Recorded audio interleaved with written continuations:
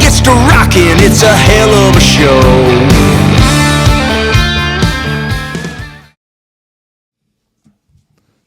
Hello, everybody. Welcome to episode 18 of the Vols Deep podcast. Week 2 in the books. Our Tennessee Volunteers are 2-0. It wasn't pretty, but a win is a win. It happened. It's over. Let's go on to Florida. W is a W. Yep. Coming to you live from the Vol Cave. We're live on just about every platform possible. Share this out for us. Give us some likes if you don't care. We have a great episode today for all of you. Send some stars, too. Yeah, send some stars. We have a ton to talk about regarding Tennessee Volunteer football team. We're going to grade position groups for their win versus Austin Peay. We're going to go over General Neyland's game maxims. Did Tennessee cover all Neyland's maxims? We'll go over that. The NFL is underway and have a great slate of college football going on Saturday, Sunday, Monday, Thursdays. Am I missing any days? Sometimes Wednesdays. Sometimes Wednesdays. It's the best time of the year. We have football every week through February. That's right. We had some good college football games this week as well. We have week 3 game predictions coming up. We have giveaways as well. Spur, who won last week's prediction giveaway? That'd be Dalton Castle of Cofield, or Dalton Roberts of Cofield. I'm sorry. Dalton Roberts of Cofield, you have won. I've already sent him a message, Luke, so he's aware. Good deal. Yeah, we'll have to get that to him. Congratulations, Dalton, on winning last week's giveaway. We'll be doing another giveaway tonight. We have a $25 gift card, baseball, football cards, some decals. Stick around for details on that giveaway. I'll be happy to say we had nearly 80 entries last week, so moving on up. So get your picks in early. It's a lot to count. Speaking of predictions, Spanky finished last. This is miserable. This is terrible. In last week's tomfoolery. Hoodwinked. Pick'ems, Corbin went 7-3. You damn right I did. Bringing his record to 500. No, it's 21-11. Spur went 6-4. I'm 21-11 on the season so far. He thought when he said 500 from it, have we made I'm 500 good. picks already? Spur went 6-4, bringing his record to 18-14. Spanky went 5-5, bringing his to 20-12. What are you doing over there, Spanky? The NFL ones hurt me, brother. The NFL ones hurt me. You sat there and watched all the games with me. You should. I did. That don't mean I got them right. Daggum. I went 6-4, bringing mine to 19-13. So Spanky has to dip into the cup of misfortune for I'll the dip in first some time. chips if you got it. You've already ate all the chips we got out There you before go. the show. Remember, everyone, Spur has to be a parking lot attendant at Walmart. He has to park 10 cars in Gainesville. And tonight, tell him what you're doing. I'm eating this Can't peanut cook butter and banana sandwich. And I got Duke's mayonnaise, Shane Beamer mayonnaise right here. Get it together there, Luke. Don't choke. So he's going to eat the banana and mayonnaise sandwich later tonight. We'll go over our week 3 opponent. We head to the Swamp, Tennessee versus Florida. It doesn't get any better than this. That's right. Regardless of how the first 2 games went, it's Florida week, baby. Let's get it on. Y'all supposed to cover for me right there. I tried. Nobody else would fill in, What can we expect from the Gators? We'll let you know. We have some game information for you as well. Stick around for the week 3 preview. We have start bench cut, Florida, Alabama, Georgia, or other.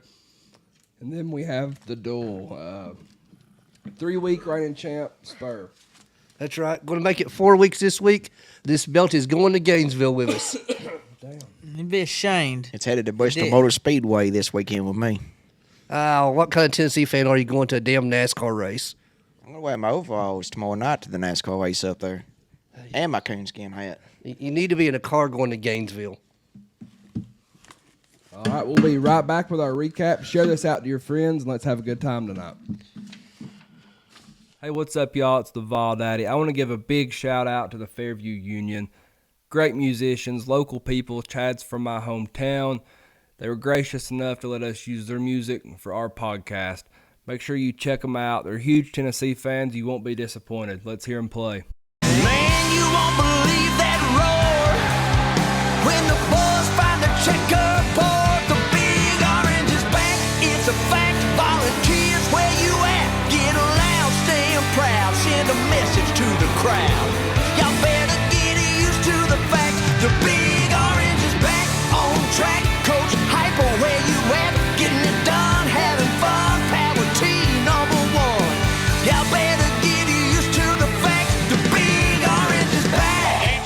Big Orange Concrete Pumping.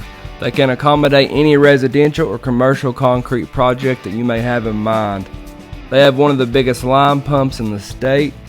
They take a lot of pride in their work, and they're waiting on your phone call today. Their number is 865-371-3367. Whether you're pumping noise and kneeling or pumping concrete, make sure you roll with the Big Orange. That's Big Orange Concrete Pumping, 865-371-3367.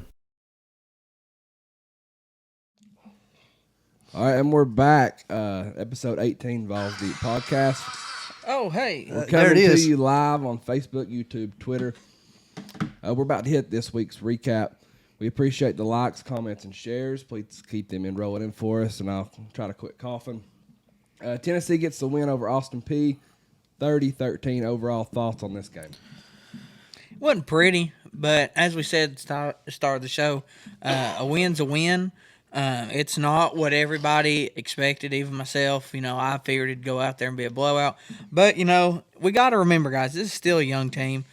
Kinks are still going to be worked out here. Like, this ain't a return. Everybody's returning team. It's still pretty young, okay? Still some new faces out there. Just got to give them time. The best thing I can take away from this game is we didn't. Luke had to get some water. He's about to die over here. But the best Fourth wall, kayfabe. the best thing to take away is we didn't show anything in our playbook. We didn't give nothing special away at all. We was playing the most standardized offense you could play on that field. There's so much to say. First off, hats off to Austin Peay. They brought the fight to Tennessee for 4 quarters. Their head coach is fired up, and his team gave everything they had. We've heard all the negative talk about how they're a much weaker opponent. We should have blown them out by 40, and all that may be true. However, let's consider one thing. I believe that Austin Peay has at least 50 or so players on that roster that's from the state of Tennessee. And I would almost bet to guarantee that out of those 50 or more players, 95% of them grew up dreaming of the opportunity to play inside Neyland Stadium. And last Saturday night was that opportunity. They played inside Neyland Stadium in front of a sold-out crowd. Saturday, that dream come true, and they left it all on the field. Yeah, there were some scrappy plays, and the officials were pretty much terrible. We got hit in the mouth, but we still got back up and won the game fairly easily. Yeah, it was ugly. I'm not going to take anything away from Austin Peay, though. Like you said, they gave it their all. They looked tough. But Billy Napier, he's going to be using all the trick plays, crazy formations, the reverses, all that stuff. Damn. Let's go over some offensive stats, Luke. Tennessee ran the ball 32 times for 228 yards. They averaged 7.1 yards per carry. Jalen Wright led the way with 124 yards on 13 attempts, averaging 9.1 yards per carry. Jabari Small followed that up with 97 yards rushing on 13 carries, which is 7.3 yards a carry. Dylan Sampson, he only touched the ball 3 times at the line of scrimmage for a total of 8 yards. Joe Milton, he ran 3 times for 34 yards and a touchdown. What are you guys' thoughts on the Tennessee run game? I still think it's pretty solid. I think it's the best part of our offense, really. Run game's very solid. And who would have thought that going in? Everybody thought going in it was going to be a pass-heavy offense, but, time and time again, them running backs, they heard it all offseason. They're like, hey, we want to tote that rock too, boy. Yeah, being 3 deep never hurts you. I bet you hear that a lot, don't you? Yeah, running was great. Should have ran it more. I feel like we're just trying to kind of find a groove in the passing game. But I don't know how Dylan Sampson only gets 3 carries after scoring 4 touchdowns versus Virginia. I went back, and we're going to talk more stats here in a minute. I went back and watched that game. I don't believe we ran more than 6 different offensive plays the entire game. Maybe a couple in the first quarter when we threw some over the middle. But in general, we ran the same plays over and over and over and over, because why not? Well, that's what I was saying. Like we played a pretty safe, standardized style. It's like we was about 10 years ago, but back 10 years ago, playing the way we was playing, but in a way where nobody can go on film this week and get anything off of us from that game. Joe Milton was 21 for 33, 228 yards, 2 touchdowns. Hot topic right now. Thoughts on Joe Milton? I'll go ahead and say it. I said a couple months back, whenever we were given what scares us the most about the offense, and I said Joe Milton in the quarterback play, and everybody said, "Oh, that's a dumb take. He'll be fine." Well, guess what? He's doing fine right now. But the majority of the people out there are not happy because he's not throwing 5 touchdowns a game or whatever. And look, people's got to realize this. Whenever you set a standard so high and that standard isn't met, you're going to get met with disappointment. That's why you can't have super high expectations for the kid. He's doing fine. Like, he's had, 200 passing yards each game? It's like most quarterbacks would love to have that. I agree, Spanky, but it must be better this week. There's no doubt. I'm a Joe guy, and I believe in him. If something's gotten into his head, then hopefully that's fixed ASAP. But like you said, his stats don't tell the story, though, because his stats are pretty daggum good overall. He's still making good decisions with the ball. He's still not throwing an interception while at Tennessee. Numbers don't lie, but it doesn't tell everything either. Yeah, I'm not hating on Milton. I think Milton's played good so far this year. There's a lot of the fan base that says they're going for his head, But at the end of the day, you got people that's wanting Nico. You got people that's expecting to be like Hendon Hooker. It's hard to live up to Hendon Hooker standards at the moment. And if you look at the stats from last year, Hendon Hooker's first 2 games Tennessee, him and Joe Milton's neck and neck with the same exact stats. So this is just part of it. I mean, it's a rough game. It wasn't the roughest game for him, but it's, games like what happened Saturday that's going to happen. That's a part of football. Not everybody plays perfect all the time. You never know. Like, that's one of the games that next week we play UTSA, and it'll be like all of a sudden like a 60-0 blowout, and then not giving us hype up on that yet, but because we gave UTSA so much credit, going to be a tough opponent, but you just know how it works out. This is just one of those things in college football that happens. Yeah, no interceptions, but he was high on some, behind on some, but 4 or 5 of the incompletions should have been caught. Mm-hmm. I don't know. Got to be more efficient overall, though. It's a double-edged sword, I guess. But I said it early preseason. I'm going to say it again. I think Joe Milton's Heisman campaign starts in Gainesville.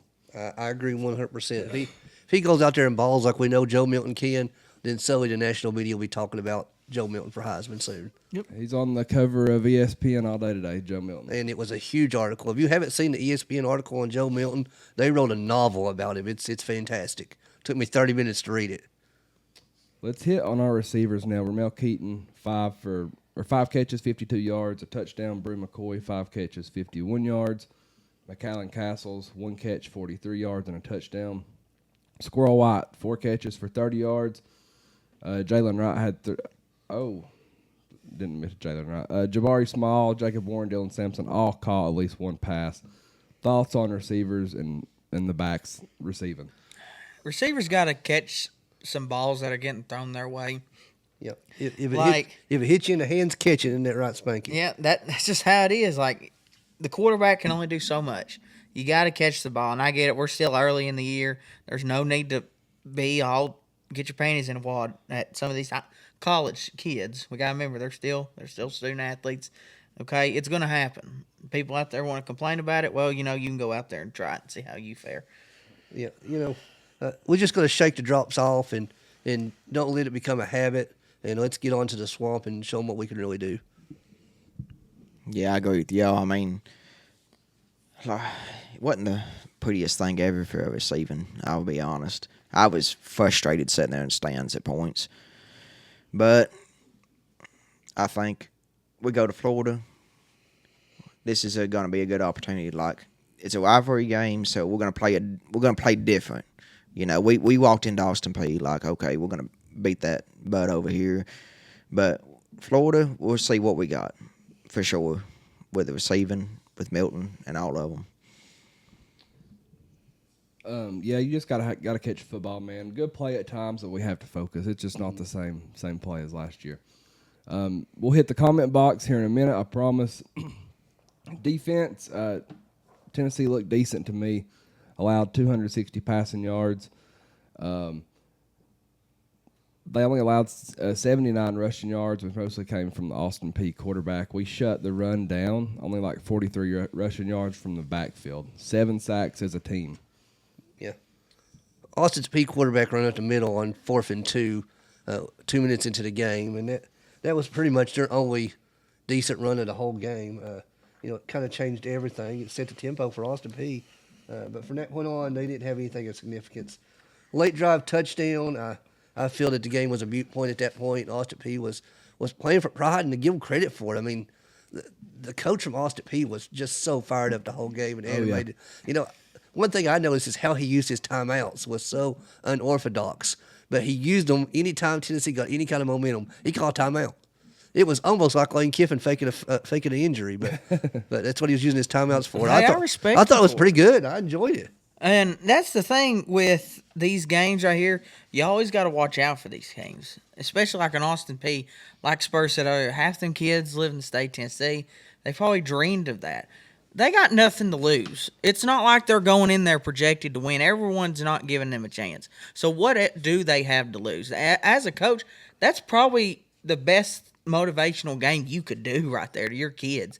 Be like, hey, look, you're in Neyland Stadium. Okay, what else we got to lose? Just screw it. Let's just go balls to the wall. That's going to be Billy Napier's attitude, too. Yep. And last year it was his attitude. I mean, I guess the most disappointing thing I had in the whole thing was the way that some people reacted.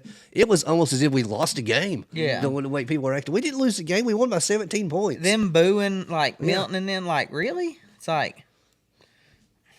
Yeah, played a lot of young players on defense, especially at linebacker. Just trying to get reps from Keenan Peely's injury.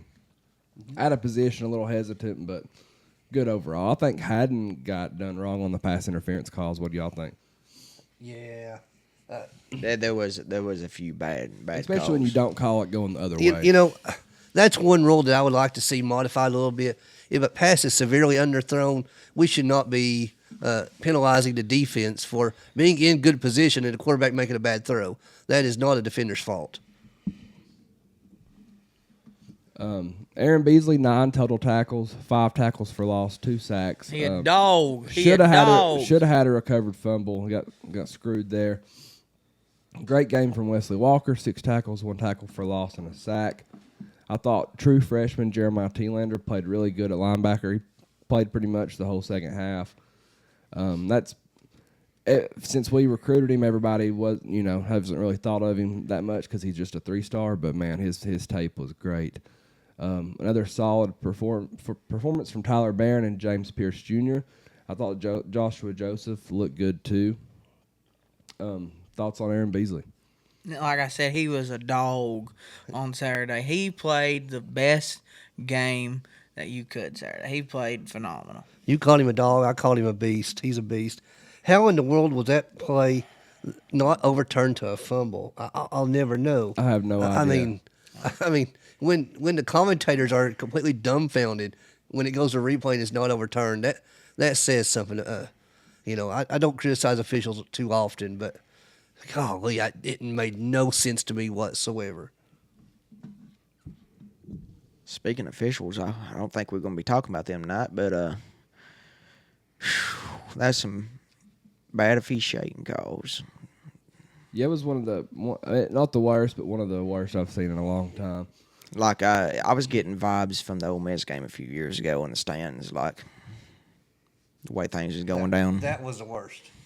That was the worst. Aaron Beasley is one of the best linebackers in the country. There's no doubt. Yeah, he's going to get some looks at the next level. Just please stay healthy, man. Absolutely. We desperately need to keep him on the field. Our front 7 looks good. We have to be better at containing the quarterback, though. I agree. We'll go over special teams real fast, and then we'll hit the comment box.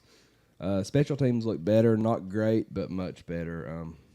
Hit all the field goals, hit the PATs. Punting was definitely better. Still had 1 kick out of bounds. Can't do that in the swamp. Well, heck, any positive's better than the negative, so we knew we were going to have a good week this week. All we had to do is just show up. Man, when I saw that kick out of bounds sitting in the stands, I was like, we had dang, was it 2, right? It was 2 against Virginia. And then 1. So maybe there'll be 0 in the swamp. We can't be giving up any free yards. I just saw that when it standing there, and I was like, oh, man, that's not good. Like, what's going on with the kicking on kickoff right now? It makes me wonder if they're calling a kick to the corner and trying to keep it in bounds to set up a short return. I just say kick it through the end zone at this point, at least right now, until he's more experienced with that. We also recovered a muff punt, which we hadn't mentioned, so that was great on special teams. And Jackson Ross looked quite a bit better. His first kick wasn't great, it wasn't bad, but the other punts he had I thought was pretty solid. Yeah, I think he's better with his left foot than his right foot. Absolutely. I still want to see him take off running one time. He's going to coming. do it. I want to see. I want to see it. Coming. What's Dion say? We coming. Hit the shut up. God, Hit the comment box. Ike says, "Let's go Big Orange." Ryan Damon says, "Go Big Orange." Kimberly says, "Go Big Orange." Beat the Gators. Ryan says he thought I was eating peanut butter today. Ryan, I showed you the mayonnaise. I just left your house. No, it's mayonnaise. Peanut butter, probably mayonnaise good and on it. banana. Mayonnaise and peanut butter is really good. I've had that before. Yeah, well, no, you could take the God. banana and take the mayonnaise off. Peanut butter be okay with it. Mayonnaise banana sandwich, best late night snack they are. Jacob says he just got his, or he just got to his Airbnb. He's ready for the game. That's awesome. We're headed down early Friday morning. Yeah, Dustin Gold says Milton has to throw for 225 plus and 2 TDs for us to win. You know, I agree that Milton needs to have a great game, but I think our run game could dominate. I think our run game is going to dominate. Tommy says, "Let's go Vols."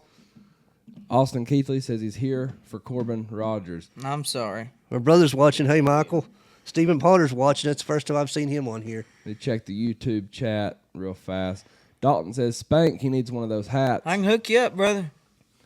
Jamie says Wright averaged 9 yards per carry for the second week in a row. Yeah, he has the top average in the SEC, and I think he's second in the country. It's pretty dang good. Let's keep it going. Yeah, and imagine what he would be doing if he didn't have 2 other studs right behind him. Kelsey says, "Give me a go Vols, drain the dang swamp. Streak dies Saturday, baby. Let's go." We're going down there to drain it, that's for sure. Kelsey also says Joe's fine, but I think we all want to see those 15-plus yard passes connected on time and out in front with receivers on the move. Hype will get them right, and I think we will see a different Joe Saturday. Florida, hey, Florida's so scared. They're sending alligators up to Watts-Bar Lake. Did you see that? I didn't. They found one in Watts-Bar Lake today. No, the Gators are moving to Rocky Top.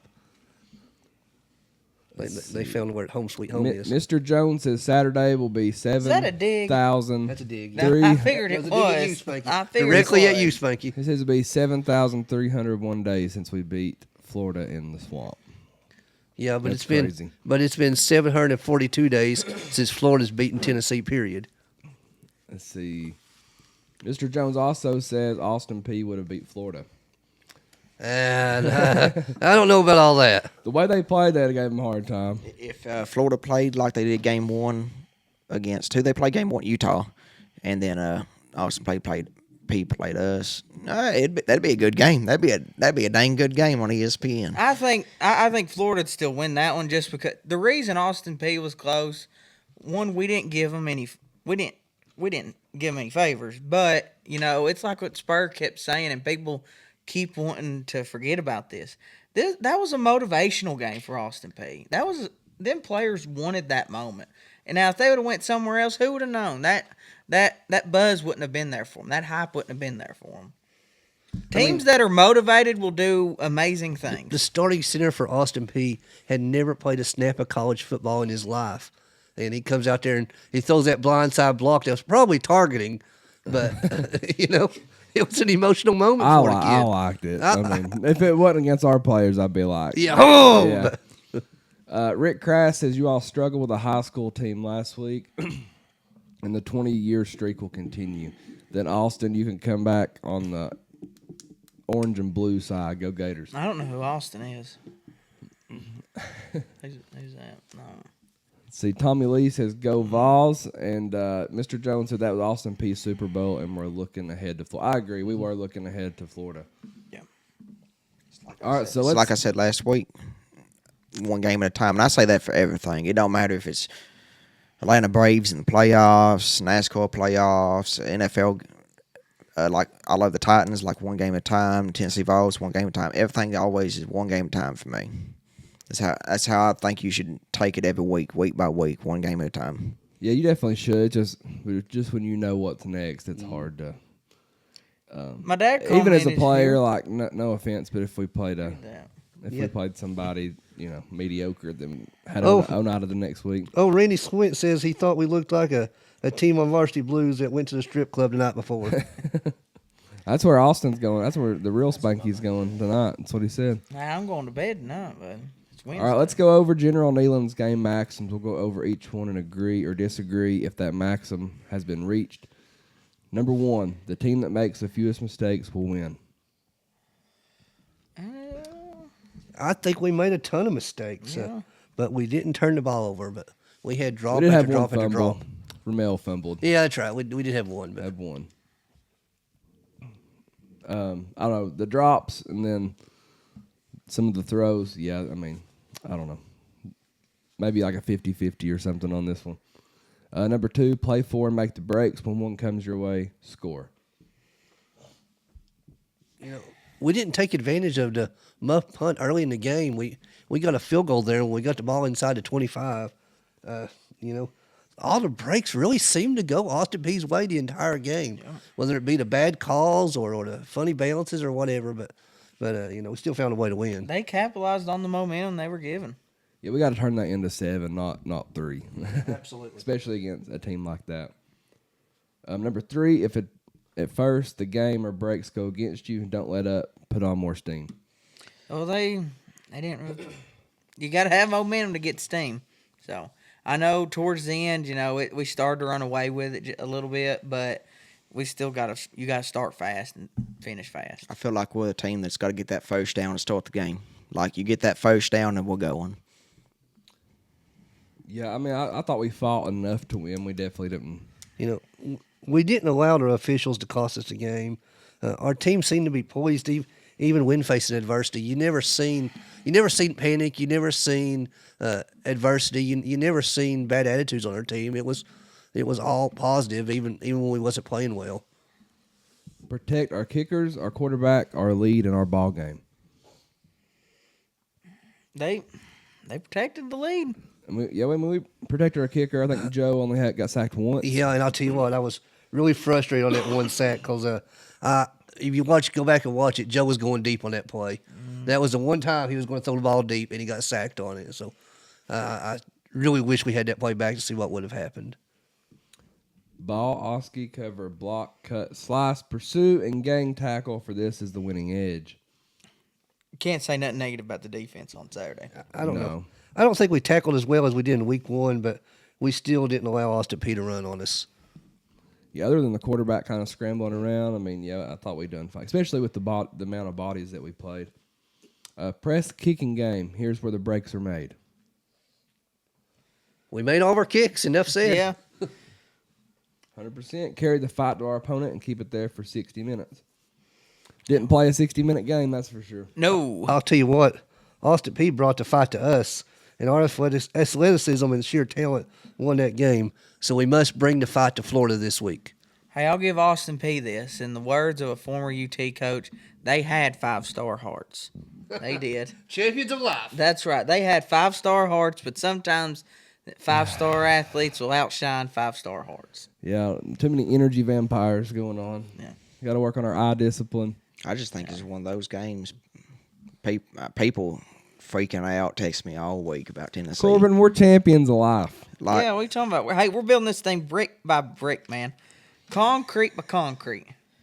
Yeah, and just everybody's talking like Tennessee. They're not that good this year, like based off what they done against Austin Peay. And we looked pretty sloppy at the beginning of last year too, honestly. Yeah, we did, and that's what I was saying earlier with the stats of Milton and Hooker from last year, and it just pisses me off because it's like I'm sitting there, I'm sitting there in the stadium, and like the halftime, okay, and I'm getting text messages like, "What are we doing? We're done for. We're going to win 8 games this year." I'm like, how do you like go from like, oh, we're going to be like champions of the season, and then go to like, oh, we're 8 wins in like 2 quarters?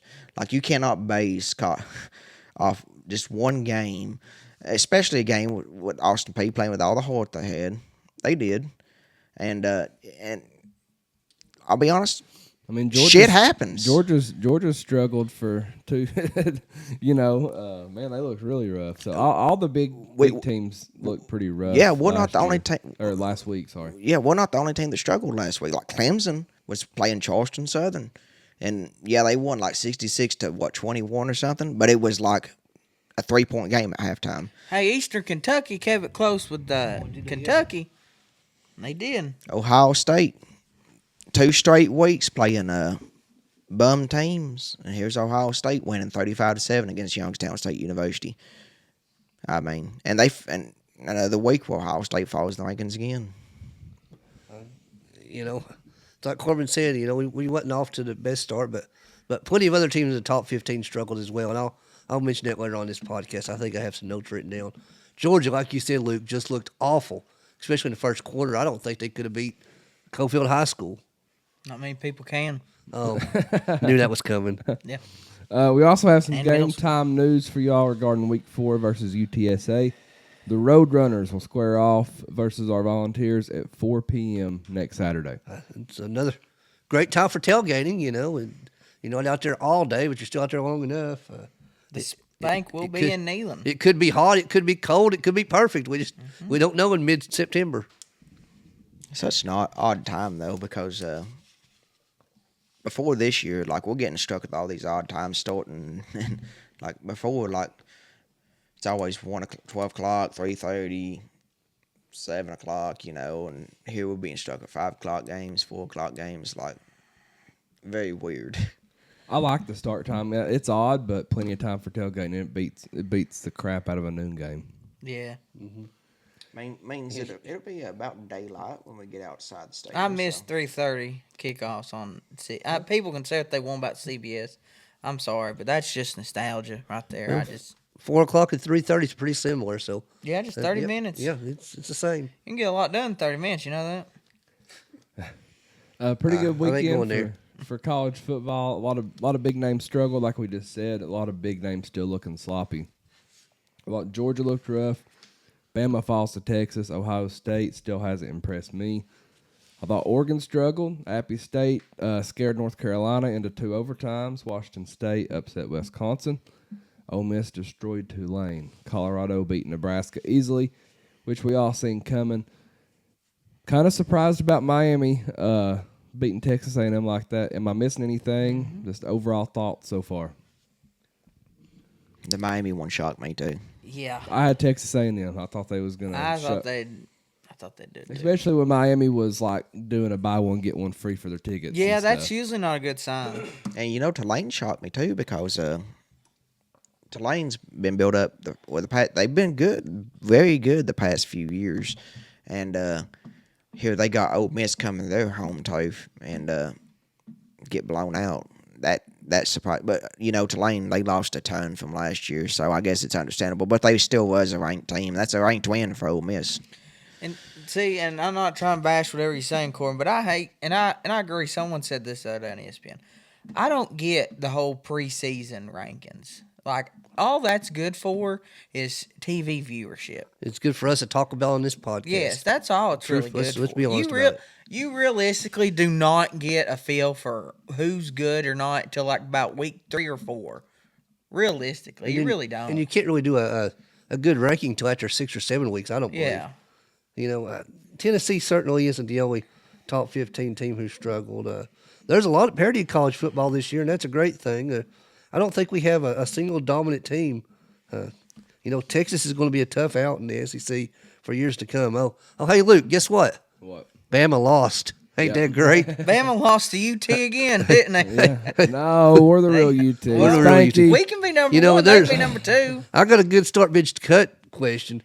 Which start bench cut? Who's going to be the first coach gone for their school? Is it going to be Billy Napier at Florida, Nick Saban at Alabama, or Jimbo Fisher at Texas A&M? And I think Saban's got a pretty big leash on him. He's got a. We'll talk about that in a few minutes. Yeah. Yeah, we can do that. Let's see. Let's just go ahead and go right into our first. Well, let's hit the comment box real fast. My YouTube comments, I had to refresh, and they are not loading. So go ahead and re-comment them if you want. Sorry, to. you two.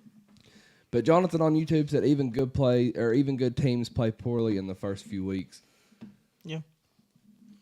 Yes, Everybody is, and that's just how it is. You're trying to get a rhythm going offensively.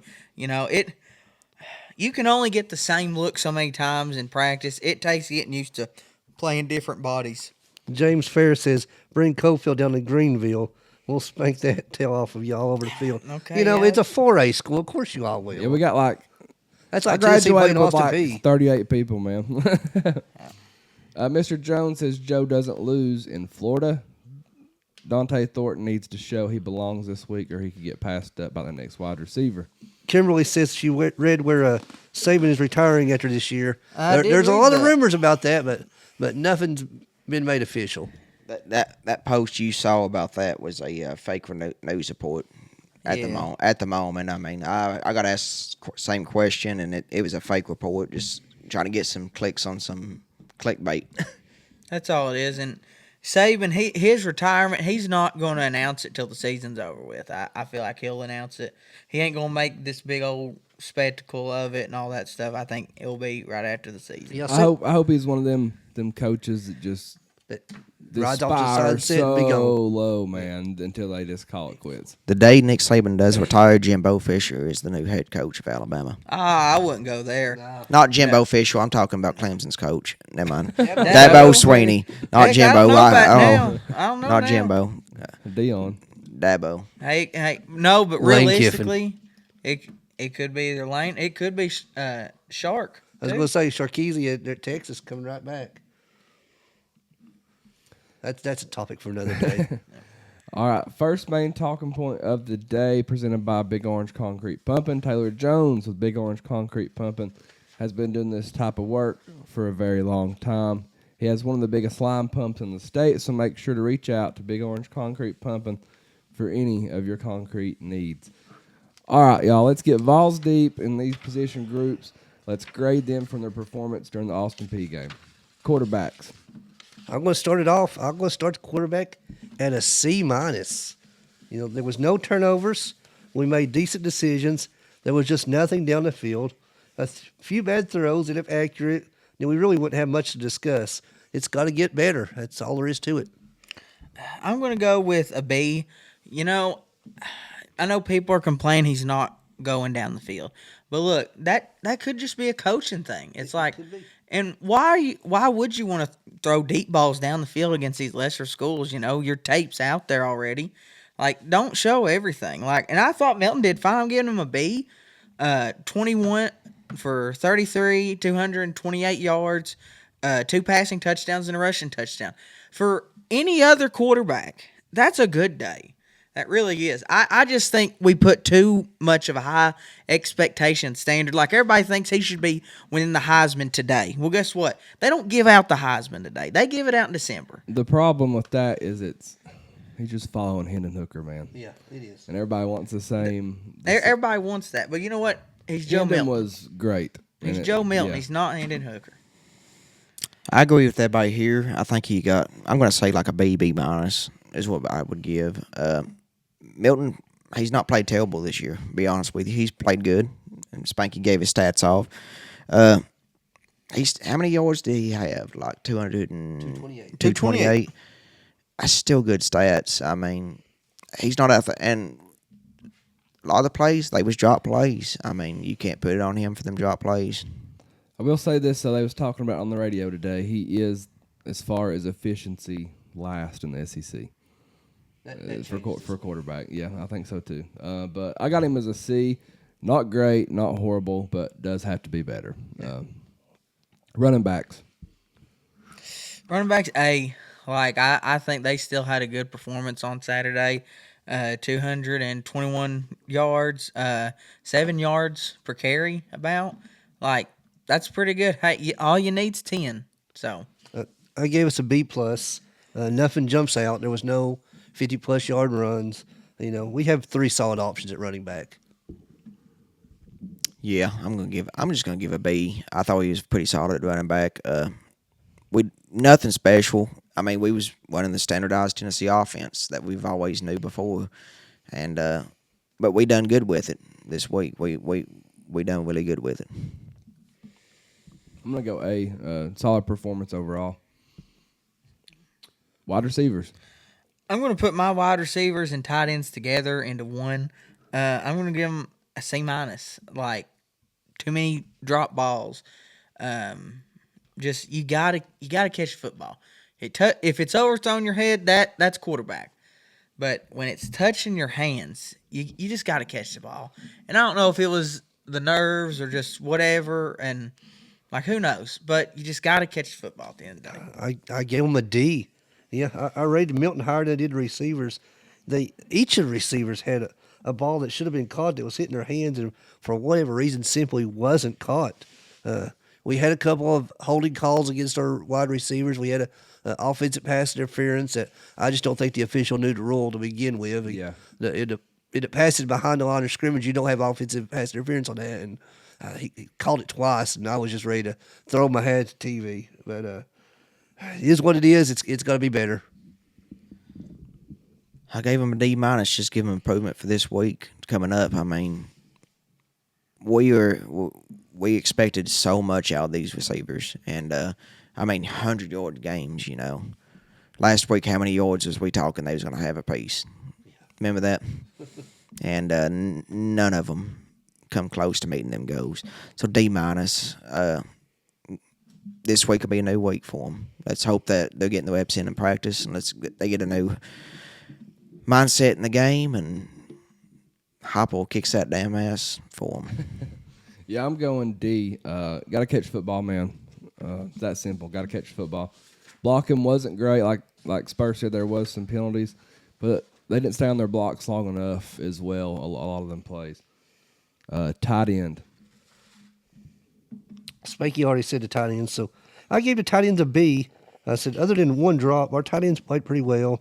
McKellen Castles had the long touchdown. That was probably our best offensive moment of the entire game.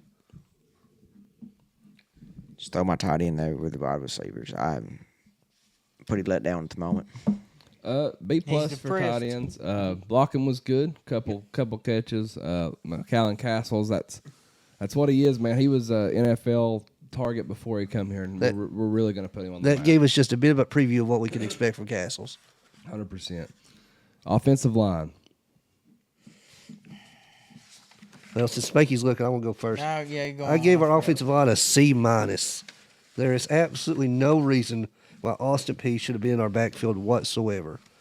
Speed is sometimes better than size, but Austin Peay didn't have either speed or size. Now, I'm really concerned about our offensive line coming into Florida. You know, we do get Cooper Mays back, and that's going to be a big help. Or hopefully we get Cooper Mays back. Sorry, I'm laughing at comment. Go ahead. Oh yeah, I was really worried about them being in the backfield. I'm gonna go with the C as well. Like the linemen, like he said, Austin Peay shouldn't have been in the backfield as much. And I guess I don't know if it's like a communication issue, but you got to pick up blitzes and you got to be communicating. But other than that, just a C minus. Like, and look, Florida, it's gonna be rocking whatever.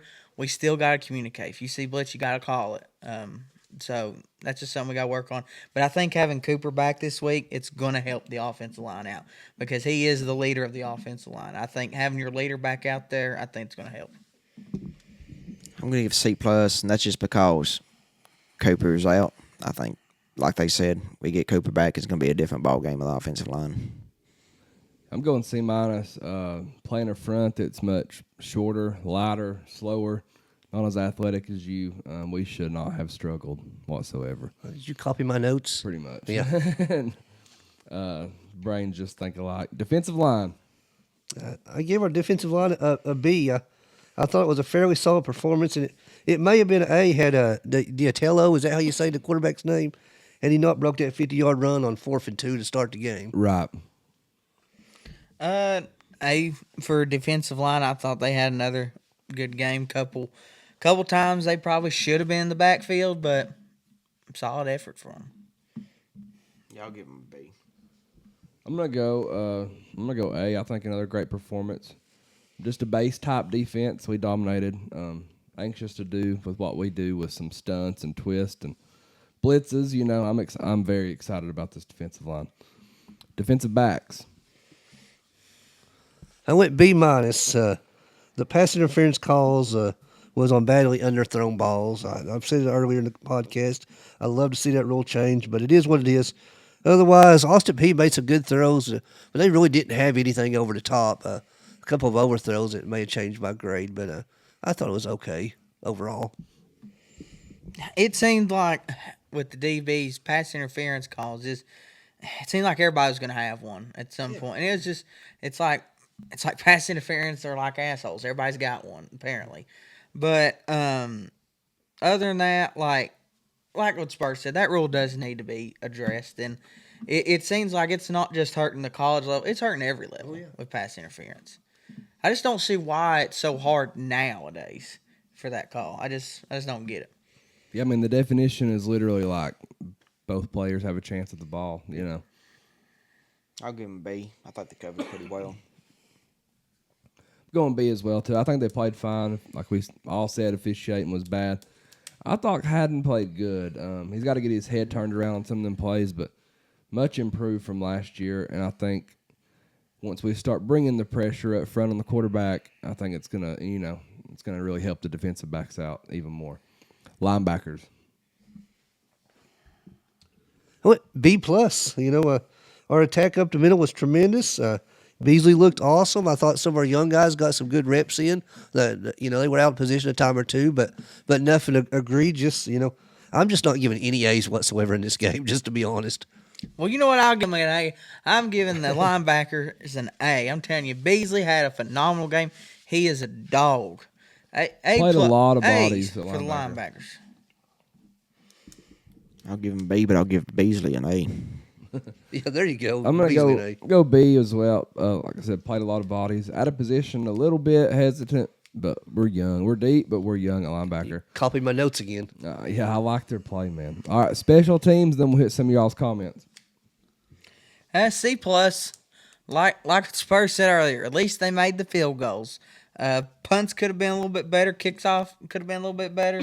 But C plus for them. I gave a B, and it's pretty much the same notes that Spanky just said. We made all of our kicks now. All of our field goals and all of our extra points have been good. We got to punt better. We got to kick better still. Those are going to hurt us this week if it happens. And we recovered a muff punt, so all's good. Kicking on field goals, give them an A. Kicking on kickoff, F. I mean, 3 in the first 2 games. We're going to have to work on that a lot. We can't be having that happen against a big-time game at all. That's a starting at 35-yard line. That's a big penalty right there. Yeah, we definitely can't do it against Florida. I'm going to go B, 100% field goals, 100% on PATs. I think punting overall was fine, but kickoffs they improved, but they've got to improve even more going down there. Well, look, I got an idea how we can solve this punting issue, guys. Are you ready for this? Look, this is like curing cancer here. It's gonna solve all the world's problems, end world hunger. This is how you fix the punting issue. Just get first downs and score. Score touchdowns, right? That is how Score you touchdowns. fix the punting issue right there. Yeah, I hope we don't have to punt again all year. I'll be okay with that. Yeah, it's funny because last week we was like, well, we need to work on punting, but we're not going to punt against Austin P. And we punted. We punted. Chase Gregg says, see y'all in Gainesville, Vols Deep podcast. Yeah, I can't wait to see you, man. Terry Reeves says, home opener delay seemed as bad of a call as their field off. Yeah, not running through the tee, man. That's what I'm blaming everything on. Unfortunately, that call is more along the lines of liability and safety than anything. If there's a lightning struck within 8 miles of the stadium, by rule they must delay the game for 30 minutes. It's the same thing in high school. If there's a lightning struck within 8 miles, I have to pull every kid off the field no matter what. I think running through the tee, I don't care if you got to get penalized, you run through the damn tee. I agree. But yeah, why didn't they run through the tee? Even when they brought them back, why couldn't the band go back up? I guess because the band was in the tunnel somewhere and they wasn't. I don't know. I guess I can tell you why. If you want to know the real reason, you want to know the real reason why? Because timing and TV. Well, TV's like, we want to start now. And that's fine. Yeah, yep. You got a good point, man. Well, you see, we could have formed a tee for them out there, brother. We could have got some people out there to form a tee for them. I said the same thing for TV, but then again, I was reminded that they was on SEC Network Plus and the ESPN app, so they had nothing else before or after coming on. Well, still, if you're on SEC, That is true. That is a good point, but they're still gonna try to control you. Kimberly says 98 didn't begin very good either. That is very true. And someone mentioned, I don't remember who it was, I seen it earlier, but Austin Peay was only down by Bama 17-0 at halftime, so last year. So they gave Bama a pretty good first half as well. James Ferris mentioned Boo Carter looking at Colorado going on a visit. Are we a little worried about that? He'll be there. I would be worried about simple answer is yes. I think once he sees the difference in atmosphere, that might help. But honestly, I obviously don't know Boo, but I think NIL money might be and Tennessee's can pay more than Colorado, unless it's coming out of Deion's pocket. Devin says C- for receivers. Blocking was really good. Drop passes, unacceptable. I agree with you, Devin. He said last year Austin Peay at half with Bama was 17-0. Final score was 34-0. That was a comment I said. I couldn't find it again. Yeah, that's a very good point as well. Let's see. If I missed you, just hit me again. Kevin says Tennessee versus Florida State in the Rose Bowl. That'd be cool. Well, Corey Elmore says go Vols. it can't happen, though, because the Rose Bowl is for the Pac-12 and the Big Ten. You just crushed that man's dream. I want you But- to know that. You just did him dirty. But he's throwing out a good point, because we talk about history repeats itself. And what if Florida State and Tennessee is the championship game this year? Oh Lord. It's going to get expensive. Oh. Yeah. Be doing stuff If you for could their houses imagine and stuff what we ticket shouldn't be prices doing. were for '98. I'll be selling- Oh my Lord. Selling off some hockey jerseys. Jonathan on Facebook says passing game was a solid F-. That the combination of everyone involved in the passing game. Inaccurate passes, drop balls, holding calls, bad decisions, few downfield passes. Let's see. Mr. Jones says Joe needs to target Brew and Squirrel. Squirrel has been quiet so far. Joe needs to start wedging balls into their. Jamie says Joe needs to start wedging balls into their face mask, Little Giant style. or look, they deem it as not a catch or whatever. That'd be all right. Joe just needs to take the ball and just throw it as hard as he can and hit a defensive back in the stomach, and then he won't cover us anymore. Hey, maybe he could throw it so high that he could run down there and catch the ball. Catch it himself? Yes. Hey. There you go. Got quite a few listeners on YouTube tonight. All right, let's give out some game balls. Who would you give the game ball to on offense? Go ahead, Spanky. I know I got mine. I'll let you go ahead. I'm All still right. trying to My figure out. offensive game ball goes to Charles Campbell, our field goal kicker. 3 for 3 on field goals. He's 10 for 10 on extra points for the year. I've got him wrote down as my second one. There you Yeah, go. they're That's actually who I have wrote down on my paper. That's pretty bad, boys. I'm not even gonna give one for offense. I'm not gonna give one. I'm going to go Jalen Wright, 13 carries, All right. 124 yards, 9.1 average. For, He had a solid day.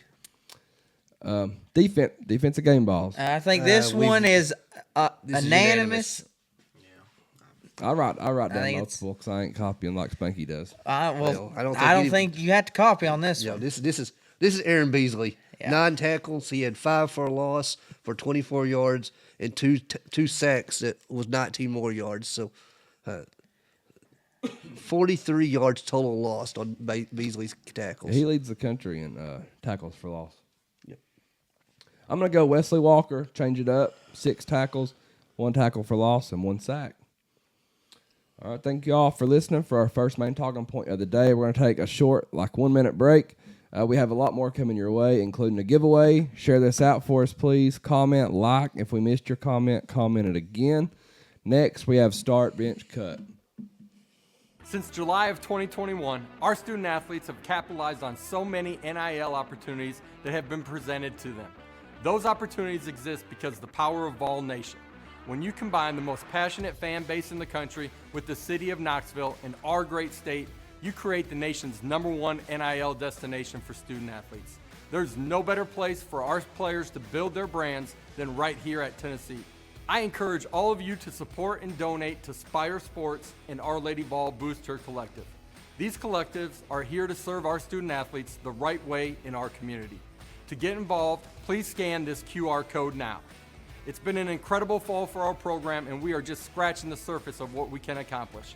Let's all do our part to ensure that Tennessee continues to lead the way in name, image, and likeness. Go Big Orange. All right, next we have start, bench, cut. Put that Let's cigarette scoot over, out. Corbin. Let's scoot over, buddy. Get closer to me. All right, we're live from the Vols Deep Man Cave. We hope you're having a great And in Wednesday living night. color. Live on Facebook, YouTube, Twitter. Share it out for us. Slap the like button for us. We'd truly appreciate it. We have start, bench, cut. How this works is I'll give a question. We have to rank our answers in order from first to last. Start being 1 and cut being 3 or last. Question 1. What is your biggest concern about this football team going into the swamp? Quarterback, drop passes, or secondary? To me, I want to start drop passes. That's a big concern just because of last week. We can't have – it's okay to have drop passes against Austin Peay. It's not okay to have drop passes against an SEC school. Bench, I'm going to go with the quarterback. I think Milton, I think he'll be fine. But we still got to watch out for it. I think he's going to be fine. Then cut, I'm going to go with the secondary. Even though Florida's offense is not what we would call the old Florida offense. It's not the fun and gun type of shootout offense, but I just still worry about that secondary just a little bit. Starting the quarterback, it's going to be better. Simple as that. I don't know if it's his footwork. I don't know if it's something in his head. It's just going to be better. And I'm a Joe guy, so I believe it will be. I'm going to bench drop passes. It goes hand in hand with the quarterback. And just like Spanky said, I'm going to cut the secondary. I think Florida's a run-heavy team to begin with. When start drop passes, we can't have that happen again. We got to improve from this past week. Gonna bench the secondary just because it's Florida. We're probably gonna have some injuries. Probably gonna have some cramps going on. As bad as it is to say, but that's how it goes. And cut the quarterback, Milton. I still think Milton's the guy. I ain't got no doubt in. He's played good so far. So. And it's crazy that Florida is such a better run team than pass team because that's usually not like, especially these past couple of years. Florida has struggled to run the ball the past couple of years, and they've been okay with passing the past few years, but I just don't think they got the quarterback that they need right now. They don't. Yeah, I'm going to start quarterback. We have to have good quarterback play to win in the swamp. I'm actually going to bench our secondary just because of the history of our secondary, especially against Florida. Go back to 2017 and some of the flashbacks, don't you? And I'm gonna cut drop passes because I think we figured it out this week. I really do. Question 2: how many points does Tennessee beat Florida by this weekend? 3 or less, 7 or 10. Well, I'm going to go with what I think the score is going to be. I think I'm going to start 10. I think it's going to be a 10 or more ball game. Bench, I'm going to go with 7. And then cut, I'm going to do 3. I think Florida, they're going to give us a fight because like what we said earlier, it's the motivation game for you. And that's the thing that Billy Napier and his staff are looking for. They're looking for that marquee win. And they really don't have that. And that's kind of what you need to set yourself apart from everybody else as a coach. You got to have a marquee win. So I think if you thought last year he was going balls to the wall, I just got a feeling you might want to hold off on this one. Billy Napier is 0-5 versus his big rival opponents. It's Florida State, Georgia, and Tennessee. Never beat a rival. He paid McNeese State, or they paid $500,000 to break their 4-game losing streak. I start 10 plus. I think it's a fight for 2.5 quarters, and I think Tennessee's talent takes over, and we win going away. I'm going to bench 7, and I'm going to cut 3 or less. I'm going to start around 7. It's going to be a close game. Florida could be the worst team ever, and we could be the best team ever, and the other way around. And it's still going to be a close game just because it's a rivalry game. Bench 3. It could come down to the wire. I mean, just what I just said. I mean, it's Tennessee, Florida. It's not going to be the easiest of wins. Florida's going to play tough. It don't matter how bad they are, they're still going to play tough. And 10+, cut it. Look, that swamp, it's going to be electric Saturday. Now, how long it's How electric, long, yeah. that's the question. Hopefully, I'm gonna for about 15 minutes. I'm going to start 10+. I think we're about to see a different Tennessee team show up. I do too. I'm going to bench 7, and I'm going to cut 3 or less, but I don't care if it's 1 point. I just want to win. Just a win, baby. It's all that matters. Just want to win. Question 3. Yesterday was National Video Game Day. Rank these video games. Grand Theft Auto, Madden, Call of Duty. Okay, so my list is going to be very controversial. I don't know it. That's what I'm good for here. But I'm gonna start Madden. And look, I get the hate on it. Everyone's like, it's the same game every year. Well, you know what? It's the game that everybody plays every single year. I love it. It's the game that I always love. I wish we had NCAA. Hopefully everything gets straightened out right now and we can get that next year. But I'm starting Madden. Benching Grand Theft Auto. I know that's kind of hard to say, but as a teenager, everybody has played Grand Theft Auto. And for me, the game I could never really get into as a kid, and I'm going to cut it, is Call of Duty. I know that's very controversial, everybody. Start Madden. It's a true sports classic.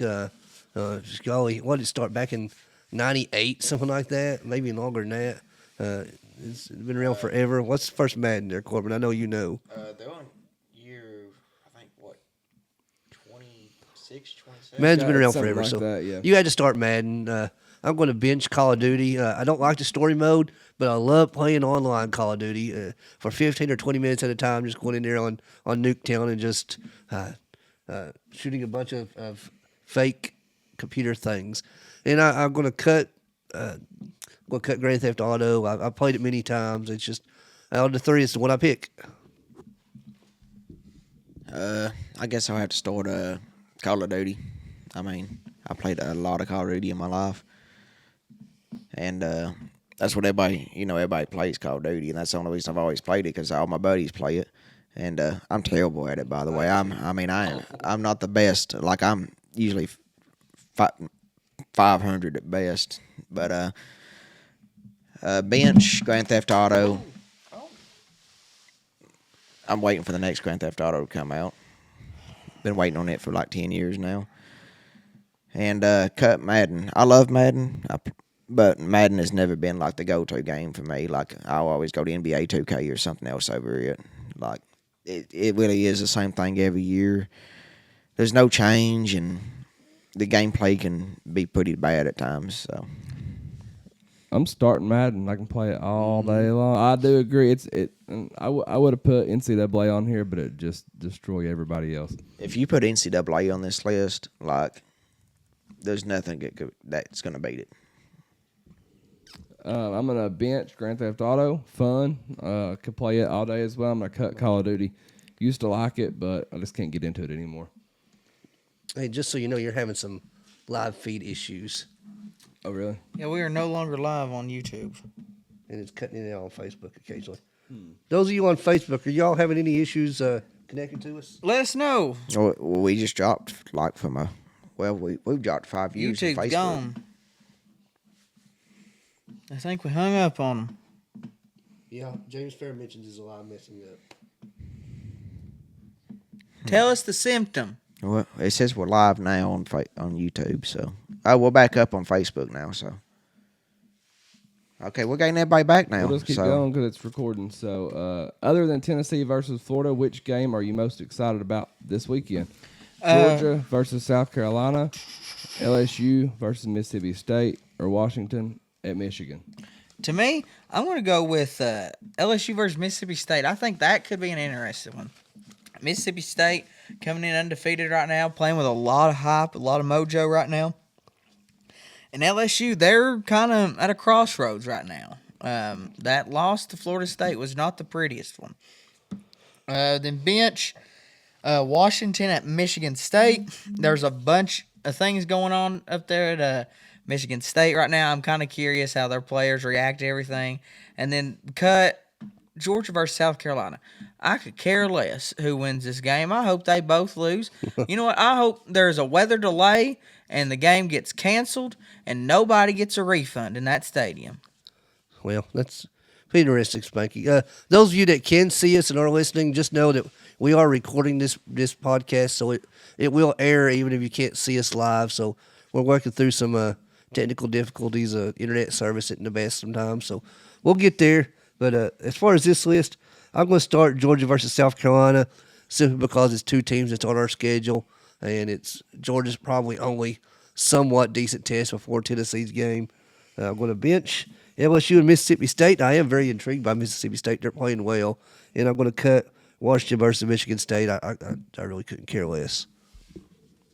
I'm going to start Georgia, South Carolina, just out of the fact, like you said, we got to play both of them, and Georgia hasn't looked too hot to start the season. So, I mean, it's at South Carolina, so we're going to see if Georgia can go away and what they're going to do. I mean, see if they can actually start out pretty good against an SEC school where they haven't done so well against pretty much FCS schools. But I'm going to bench the Washington-Michigan State game. Yeah, Michigan State's got a lot of things going on, but they're still a good ball program. And Washington, what's Washington right now, about 12th or something? They're 8th, I believe. 8th? They're above Tennessee. So that's a away game for Washington. So that's going to be they're going to have to go to and Michigan State's fans bring it. Their crowd does bring it, I will say that. Michigan State lost their head coach this week. That's what I was saying. They got them problems going on. They did lose their coach, but at the same time, they still got a pretty good ball program. That's usually the rallying cry games if you always watch. And then LSU, Mississippi State. I think LSU's going to pull it out, honestly. They're going to. I mean, if they don't, Lord have mercy. Don't count out the cowbells. I'm going to start Georgia, South Carolina. I just want to see. We've seen Georgia struggle, in the first half, and so I just want to. I don't know. I just want to see how they. I ain't gonna lie. I'm just saying, go Cox. Yeah. Oh, I would wouldn't- love it. I would love. I just said it. anybody over Georgia. Yep. Anybody. I Don't wouldn't even say sit over and act like that you don't like Cox. I wouldn't I'm gonna bench Washington at Michigan State. I kind of think, like y'all said, I kind of think Michigan State might have a little something for them. I don't think they're going to win or anything. But they might make it close. And I'm going to cut LSU, Mississippi State. Pulling from Mississippi State, but LSU is going to be just fine there. Yeah. After NFL Week 1, who's the biggest loser? The Giants losing to the Cowboys 40-0. The Steelers losing to the 49ers 30-7. Or the Bengals falling to the Browns 24-3. Well, the Bengals losing the Browns. I mean, Joe Burrow signed that brand new NFL record contract and goes out and loses 38-3 to the Cleveland Browns. Well, his hand was sore from signing on that dotted line. I don't want no excuses. But numbers don't lie, Corbin. Numbers do not lie. The Giants losing 40-0 to the Cowboys. That's a goose egg on the board. That's the biggest loser right there. I'm not even going to talk about the Cowboys, but you get beat by 40 points. You don't even score 0. Look, that's happened to me a lot in my lifetime. Okay, and it's not a good feeling. I hope it's that one. And then bench, I'm going to go with the Steelers losing to the 49ers 30-7. That's still, there's a lot of bad things going on in Pittsburgh. And then, like I said, the Bengals losing to the Browns. Not a good look, but it's still somewhat of a competitive ball game. I'm going to start the Jets losing Aaron Rodgers after 4 snaps. It's not even on the list, but that would have been my start. $75 million guaranteed contract, and he played 4 snaps. But as far as this list goes, I'm going to start the Giants losing to the Cowboys 40-0. I'm going to bench the Bengals losing to the Browns 24-3. And the Steelers are going to be all right. The 49ers look pretty dang good.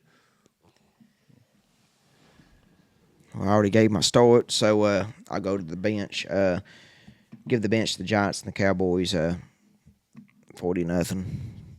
But don't be telling me sitting here right now that the Cowboys are back. Like, I hear this every year. The Cowboys ain't back for shit. Well, Dalton Roberts says we were sleeping on his Cowboys. Well, I can promise you this. I was sleeping when they were playing. I'm sleeping on the Cowboys like Tim Allen is sleeping on the Detroit Lions since 1992 on Home Improvement on the TV show. Not sleeping during their game, that's for sure. And cut the Steelers and 49ers. 49ers are a very good team. 49ers may be a Super Bowl caliber team. The Steelers, they got Trubisky as quarterback. He's still a developing quarterback. I love the Steelers, one of my favorite teams, but it's going to be a rough couple years for Pittsburgh fans.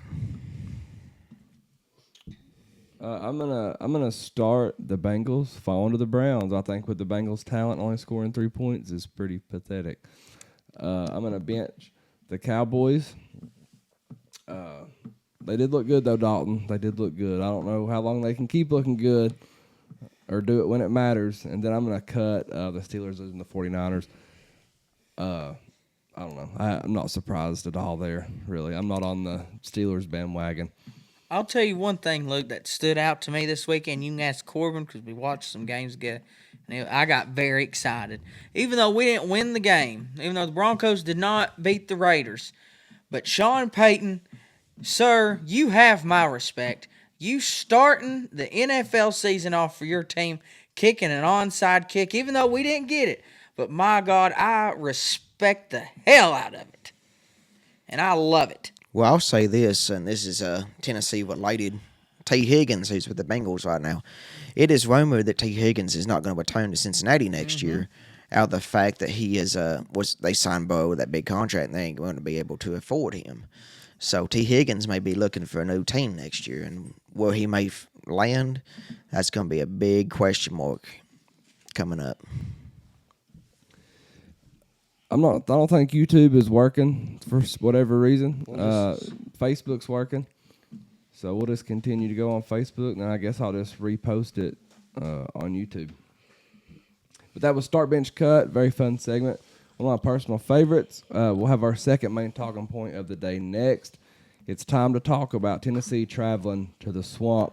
Stick around. We have our giveaway coming your way. We put your skills to the test with Spurs predictions. We'll be right back.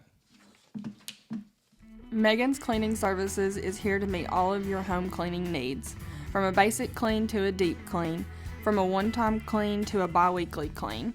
Megan's Cleaning Service is here for you. We provide residential, commercial, and rental cleanings for the best prices. Serving Knox, Anderson, Scott, Roane, and Morgan counties. Give me a like on my Facebook page. My phone number is 423-539-7266. Again, that's Megan's Cleaning Services at 423-539-7266. Thank you.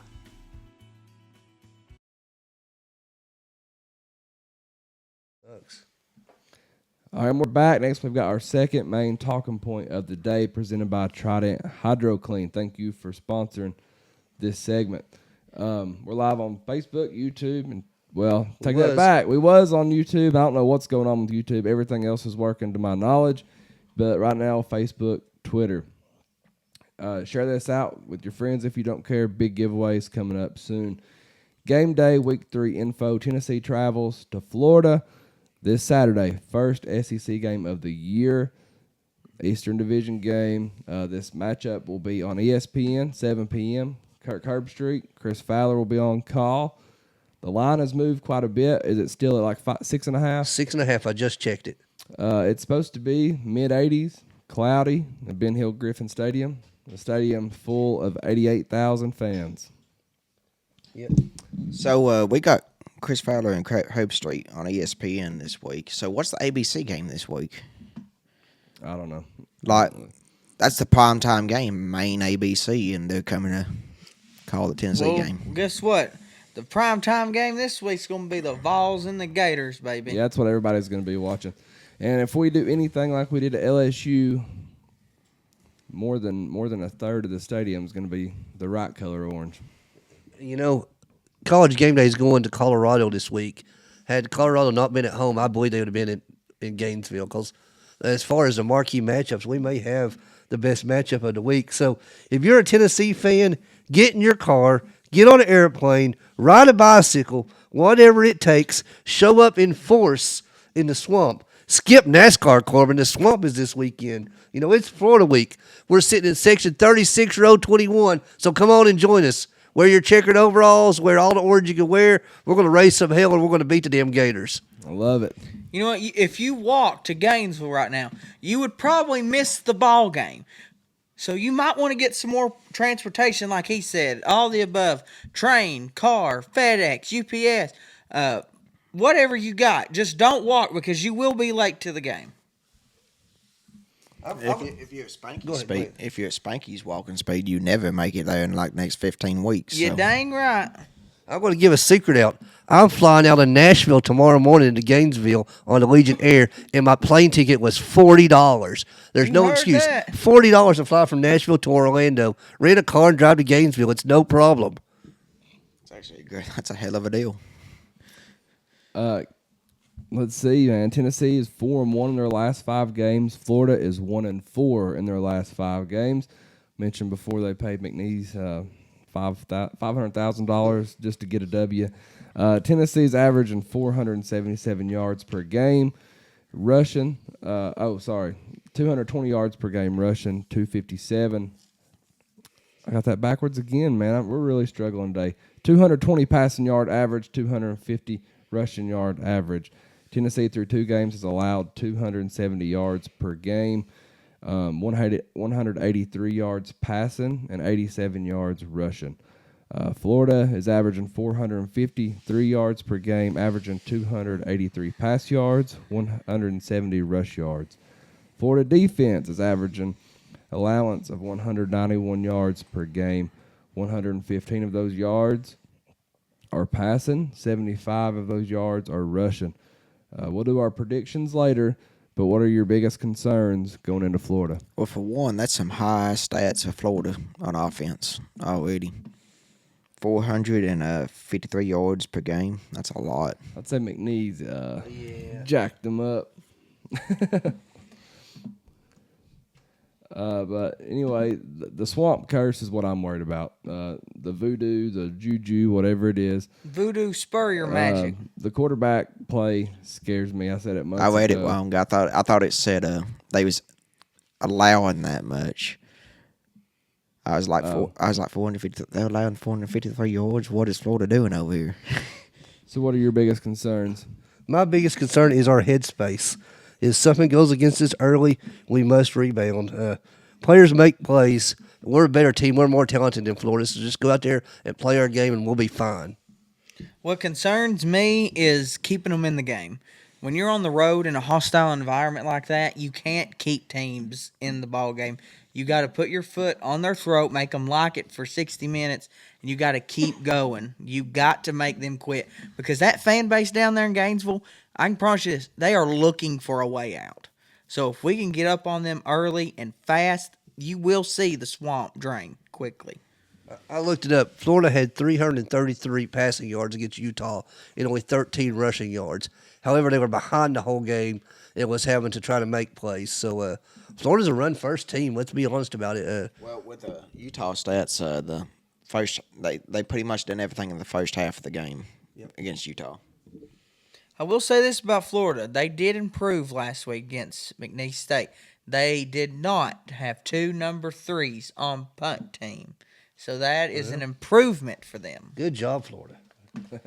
Screw them. My biggest fear, though, is if we do have bad quarterback play, introducing Nico in the swamp. I've said that since episode 1. That's like taking a little child and saying, hey, you're going to swim today, boy, and he can't even walk yet. And throw him right in there. Well, you say that, but look how many times that we've been in the swamp and we've it's come down to switching quarterbacks, and that's what it's come down to, and that's how we have determined our quarterback for the rest of the season is always Florida. Like how many times have we determined our quarterback from the Florida game on? I don't know. Tell me, bro. You know, as long as Florida doesn't play their backup quarterback, I think we're okay. That's doomed us more than once. But you know what I'm talking about. I know exactly what you're talking about. Tennessee players called a team meeting, players-only meeting, following the Austin Peay game. A bunch of rumor mill activity here, but it's been said that Joe kind of called the meeting. Glad to see some leadership here. Yeah, I'm not sure that this was a rah-rah meeting more than it was. Let's get on the same page. There doesn't seem to be any friction in the locker room. I think Joe Milton's just showing some good leadership and getting everyone on the same page and saying, hey, let's regroup. That game's over with. Let's get on to Florida.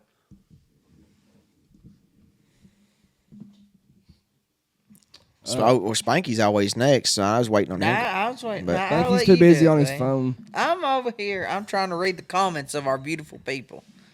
Beautiful people. Yeah, some beautiful.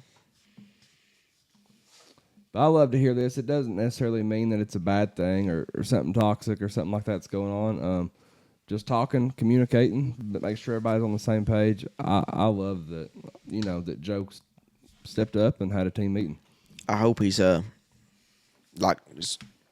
went and just talked to guys this week and just hung around just man to man, up with them, the receivers, tight end, offensive line, everybody, and just be right there and just, hey, last week was one thing, this week's Florida.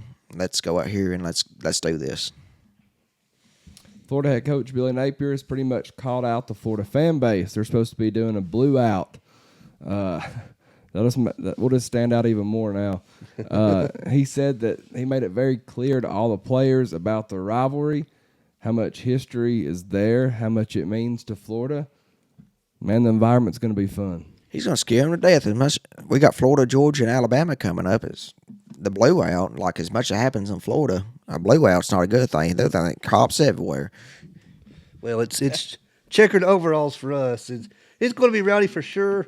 Let's hit them early and take the crowd right out of the game.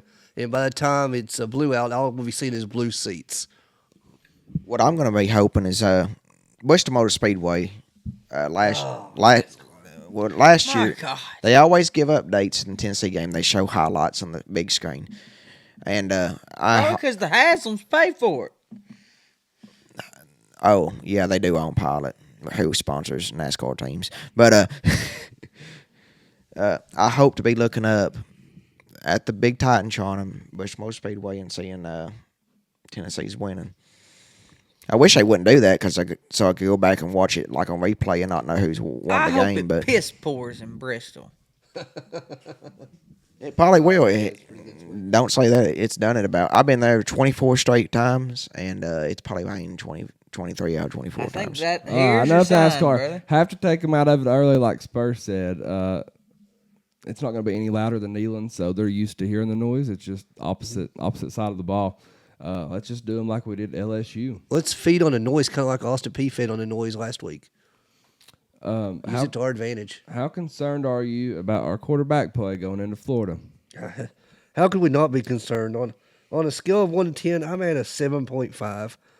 I still believe Joe is the man. I mean, he's shown it against Vanderbilt last year. He certainly showed it in the Orange Bowl. Joe Milton is from Florida, and Joe Milton does not lose in the state of Florida. So let's hope that rolls again this week. He doesn't lose in the state of Florida as a starting quarterback. I know there's been some people out there saying how they did lose last time they were in Gainesville and he was on the team. As a starting quarterback, he had to re-emphasize that. But until we lose the game, and until he throws 5 interceptions, I'm giving him an 8. Yeah, I'm not concerned at quarterback play at all. I've gave Milton credit already on here, so not concerned. The question is, even if we had to go to a backup anyway, if there was an injury or Milton was taken out for some reason, how healthy is Nico at the moment? Because Nico was out last week with a wrist injury. Is there any update in that, Luke? No, I've not heard anything. I haven't heard anything either. And He warmed up and everything with the team. I think probably all right, but it's still concerning. I mean, we're gonna hit the comment box real quick. We've not done that in a minute. Chris says we're good on Facebook. Yeah, YouTube's not working. Jamie says we broke the internet on YouTube. I thought that was a good thing. That Wreck-It look who's Ralph. on. He said that Wreck-It Ralph is full of shit, man. Yeah, there was a lot of people on YouTube watching. I'm kind of aggravated too. That's the biggest watch that we've had on YouTube the whole Tell time. him, come on over. Can't, bud. The chat's down. Yeah, well, Matthew says Mike Tomlin is sick and an underrated coach. Never had a losing season. he's about to. Kerry Morton says Austin Swint, stop breathing into the microphone. It's because they don't Hey, make them he's- like they used to. Kerry Morton's the son of a living legend, so he can say whatever he wants to. They don't make them like this anymore. yeah, Kerry Morton didn't have to make a championship to be a champion. Shut up. Shut up. You had to make a championship to be a Shut up. champion. We ain't doing Just shut up. wrestling. What are you doing wrestling tonight? Wendell Lauder says the refs on the field was pretty bad, but on the reviews, are the calls confirmed or reversed at their level or in Atlanta? Can't imagine anyone other than the refs on the field messing up the fumble call. I think it's in Birmingham now, is it not? I think it is Birmingham. Yeah. I don't know. I want to give credit to officials because it's a tough job. I know it is, but by God, he catches the ball, he tucks it, he takes 2 steps, and he fumbles the ball. What more was there to see? Marty Allen Cox says go Vols, Tennessee by 21. Jeff Hensley said he watched the McNeese in Florida today. I feel much better. Florida 20, Vols 31. Vols rush for 250 plus yards. Yeah, if we rush for 250, then we should definitely win the ball game. Pete Crawford said, "Did Spanky stay for all the games?" He didn't go Saturday. He's No. half fan still. No. Tim What was I Burns doing says we need to Saturday? make a statement this week. Jeff Hensley said O-line and Cooper's stamina. Hype will act like that if Cooper goes, then he's going to be fine, and which I think he's going to go. I know he warmed up with the team and everything. Don't take it to the bank, but I think he's going to go. We'll talk more about the Tennessee-Florida matchup shortly when we go over our keys to the game. Let's talk about the AP poll. Just whatever y'all want to say about it. We'll do 5 at a time. Georgia stays at 1, Michigan 2. Man, I put Michigan on there twice. We got Texas at 4, USC at 5. USC moves up 1 spot. Texas moves up 7 spots. Big Florida State at 3 there. So. big jump for Texas. I mean, they gained about 8 positions in the polls or something like that. Texas, I mean, they beat Alabama. They did show a statement. Now they got to prove that they can stay there. They got Oklahoma here in a few weeks, and Oklahoma that's going to be their biggest test. Like, can you go and beat Oklahoma? USC, I'm surprised they jumped 1, honestly, because they kind of struggled. They'll go down. They'll go down soon. Wait a couple That weeks. defense is bad. Well, Georgia didn't look like a number 1 team for about half of that game. You know, I like Michigan. They still look fine. I even like Texas. Hell, they look good against Bama. But Hey, Michigan's playing fine with no Harbaugh as coach. So I heard he's the best chain gang guy around at his son's little league game. But the top 5, it don't concern me at all. Florida State, Texas, USC, Michigan, Georgia. I think it'll play itself out. It'll be a totally top 5 team a month from now because USC they still got to go to Boulder. So 6, Ohio State. They drop again 1 spot after a win. We said that last week. It's the first time ever, I think, Ohio State's dropped after wins. 7, Penn State. 8, Washington. 9, Notre Dame. They move up a spot. That's not going to last long either. And then Alabama dropped 7 spots to number 10. that's pretty much what I expected. They're not going to put Penn State over Ohio State right now, and Alabama just is in the top 10 because their name's Alabama. yep. thing about Notre Dame though being number 9, they do have some competition coming up in the next few weeks. They're going to drop. They got like 3 straight weeks of pretty decent teams, and then it just falls off after that. But yeah, we'll see what Notre Dame's made of. Tennessee's at 11. They dropped 2 spots. Utah at 12. 13, Oregon. 14, LSU. 15, Kansas State. Tennessee deserved a drop after that performance. They did. You know, it is what it is. After last week's performance, it's where we should be, unfortunately. It really doesn't mean anything right now. No, I think after this week, if we dominate Florida, I think we'll jump back into that top 10. 100%, yeah. 16, Oregon State. 17, Mississippi State. Ole Miss. Oh, I done them dirty, didn't I? Oh, They man. move up 3 You're gonna get spots. pissed. Colorado moves up 4 spots. I don't think they're going to last long either. Give it time. Oh, here we go. Give it He's over there time, rubbing his man. nipples. They coming. 19, Oklahoma. They drop 1, and then North Carolina's at 20. They drop 3. So North Carolina falls 2-0 North Carolina over here. Everybody's, Appy State took them to 2 overtime. everybody's hot. Like I've been saying for weeks, like everybody's hyped North Carolina. They're so good they got a Heisman Trophy quarterback, number 1 NFL draft pick quarterback. North Carolina could make it to the college football playoff, and here they are losing 3 spots. Like, come on, really? Like, it's North Carolina University. The basketball school always going to be a basketball school, and don't tell me otherwise, because I've been through this 100 times in my life. Now, I will tell you this: Colorado being 18 right now. Okay, I think there's kind of a damn hype going on over here. Well, they beat the runner-up, so they deserve to be in top 25, brother. They beat TCU and Nebraska. I mean, Don't go hating on them now. Nebraska? What has Nebraska done? Don't go hating because you want to jump on the hate bandwagon. Oh, damn, he's alive, boys. I'm not on the hate bandwagon. What the hell has Nebraska done the past freaking 10 years? It's still Nebraska. How many games Nebraska win last year? Nebraska's awful. How many wins? How many games they win like the year before? Nebraska, most dedicated fan, one of the most dedicated. How many games fan did bases. Colorado win last year? They won 1.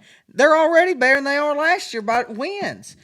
You beat the runner-up from last season. You deserve to be in the top 25. So you believe that Colorado can make a run for something?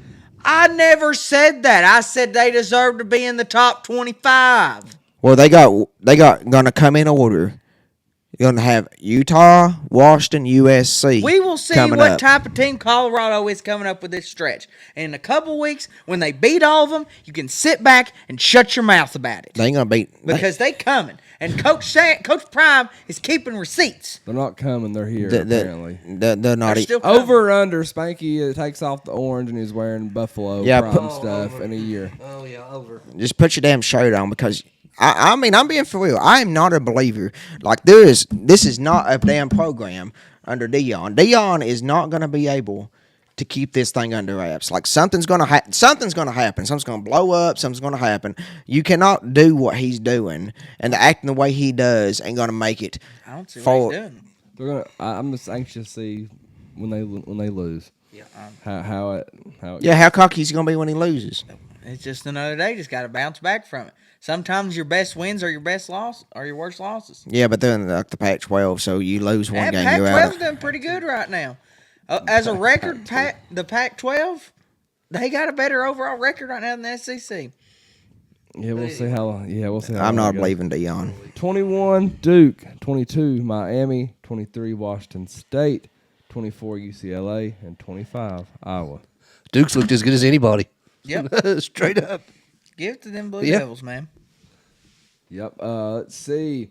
Matt says, y'all even looking at the chat? Yeah, we are, but we can't do it the whole time or we won't get anything that we want to talk about out. Jeff Hensley, that's the point I gave last week with TCU, was they lost 17 starters. Yeah, TCU. What about yeah, it? Okay. That's a big loss for somebody like TCU. That's not like losing to Alabama. Alabama could lose 17 starters and recover. TCU loses 17 If starters. you're going to make the argument of, well, they're still defending national championship, Georgia should still be number one. Don't make that same argument and then say, well, they ain't the same team. Don't make the same argument then. Well, 'Cause Georgia it's the exact loses. same thing. Georgia loses all them starters. They've still got 4 and 5 stars all right. That's literally what I just said, It Spanky. could be TCU still got all them starters lined up. Okay, don't make the same argument of, well, they're not the same team last year, and then go on a totally different thing. So you're putting TCU, Big 12 school, up with SEC schools. When has the SEC ever came into play here? When have once? You have I just talk- put it We've into talked play. about Colorado and TCU. When has the SEC ever came out of my mouth right there? You just said When? you just brought up Georgia like they. I'm using it as an example when people are saying it. You used a team that can actually Swear recover. here, just You know, just talk. TCU did win big this week over I don't know, Roan State. Yeah, probably. You used an example with Georgia who can recover with players and build a team back up with no problem. TCU can lose players. They can lose 17 players and they can't recover. It's like Boise State. Boise State University, great program all these years, but they played in Mountain West all them years. But when they played the bigger schools, they couldn't really do nothing except when they played in that 2008 game against who was it? Oklahoma University. His girlfriend proposed to him We've at the. gone off the rail here. But I mean, come on. The duel started early. Yeah, I'm gonna have to make a note. Just bring something about Dion every duel. Gets him fired up. Yeah, we'll be right back. We'll have the duel Yeah, speaking of the door, it's perfect time. We'll be right back. go. Stick with us, share it out, give us some likes. YouTube's not working for whatever reason, so Get we're this just on thing out, Facebook and Get it Twitter. set up early. Trident Hydro Clean, your exterior home cleaning professionals, house, roof, driveway, concrete, gutters, and much more. Trident Hydro Clean, 865-363-8815. They've been in business for 5 years, and they have a 5-star Google rating and a 5-star Facebook rating. Call Jacob today. Give your house, driveway, and or patio the care it deserves. 100% satisfaction guarantee. See the difference between a professional and amateur cleaning. That's 865-363-8815.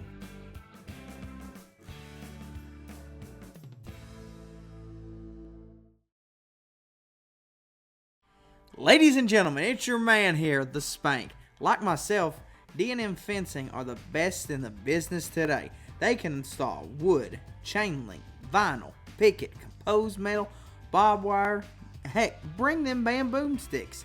And they can install them things for you too. D&M Fencing, do it right the first time. Their numbers are 865-435-4515 or 865-387-1026. Give my friend Ted a call today. That's D&M Fencing.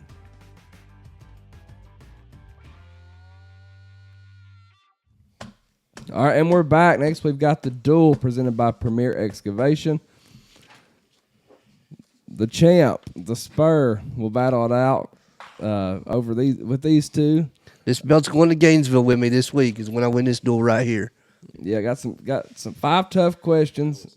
The winner gets bragging rights and the belt. This is fan voted, so just vote in the comments who's winning or who wins the duel, and they'll get the belt. So, question 1. Give me your Joe Milton performance prediction this Saturday in Gainesville. You know, Joe Milton doesn't like this negativity surrounding him. He comes out firing on all cylinders Saturday, and he shows us why he's our number 1 quarterback. On top of 300-plus passing yards, he's going to stiff-arm someone straight to the ground. Joe Milton's going to throw for 3 touchdowns. He's going to run for 2 more on this day, and we're going to stop all this negative talk. Joe Milton's our number 1 quarterback, and he's going to show why Saturday in the Swamp. I'm going with Joe Milton. Like Spurs said, he's tired of the negativity. He's tired of hearing it. That's what that team meeting was about. Absolutely. He's like, guys, look here. I'm tired of seeing all this crap. We need to get our crap together. Let's go out, be the Vols. Let's be the Vols by 50 again. And I think this Saturday he's going to have a 300-plus yard passing day. I think he's going to go 27 for 35 with 3 passing touchdowns and a rushing touchdown to put the cherry on top. You said just about the same thing I did, Spank. I agree with y'all. It's a duel, but I agree with y'all. I think he has maybe 2 rushing touchdowns. I mean, he's gonna get 2 rushing touchdowns, and Joe Milton, he's gonna come out, and it's gonna be a big game, and he's gonna come out and he's gonna perform because this is Florida, and he don't lose in Florida. As the starter, we gotta specify that. I don't want people in the comments. And you know what else?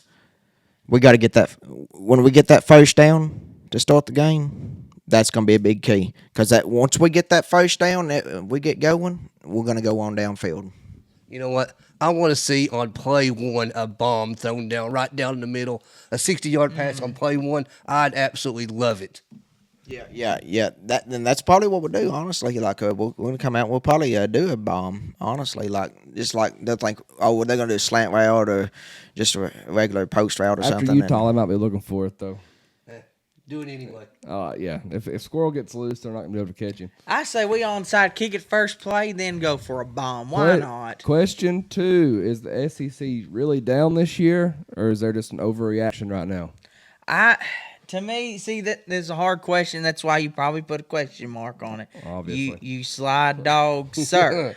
But I think the SEC is down because one, and like I'll talk about here on another question we got here, NIL is changing college football, people. Instead of all these 5 stars and everybody coming to the SEC, they're going all over the country because that's where the money is. So we're not going to have all these 5-stars loaded up in one conference. It's going to be split up with all these other conferences. So I think, yes, I know people don't like the conference realignment because they say it's bad for college football. But if there's more stud athletes going to different places, different universities, that makes college football better.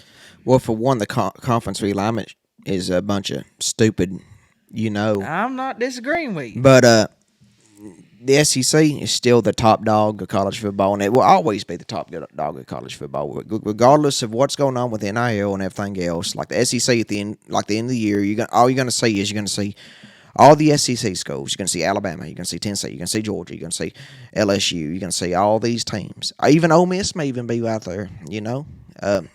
Who knows? Maybe Hugh Freeze and Auburn gives a run for something. You never know. But it's going to be the SEC at the end of the day. Like, when you're talking about college football playoffs, it's going to come down to, like, okay, we're going to have, like, all these SEC schools. We're going to have, like, 1 or 2 Big Ten. We're going to have, like, 1 ACC. And we're going to have, like, by the time the Pac-12 gets done beating up, because that's what they're going to do. The Pac-12 is going to beat up on each other. That's what's going to happen. I mean, they got all these good teams, but at the end of the day, they're going to end up winning. USC will beat Washington, and then Oregon will beat Washington. Then Oregon will lose to freaking Utah, and then Utah will lose to, like, UCLA, and that's what's going to happen. These two might not say it. I'll say it. The SEC's down this year right now. We're 1-5 versus Power 5 conference teams, I believe. We may be strong up top. Georgia's still number 1. We still have 3 teams in the top 11. But overall, I think the SEC is down. I hope that by the time the season comes around that we're not so far down. But my blood bleeds Tennessee orange, so I don't give a damn if the SEC loses every game as long as Tennessee is up top at the end. I do, because every time that with the SEC the way it looks, like Who cares? Screw Georgia. Screw Florida. I don't want them to lose every damn game. I don't believe in this. Especially with all the realignment. With all the realignment stuff, whatever, man. You say you want the SEC to lose every game. I do. I want to lose every damn game they play. Okay. Well, I'm all Tennessee. I've never cheered for Florida. I've never cheered for Alabama, and I've never cheered for damn Georgia. Well, let's say this.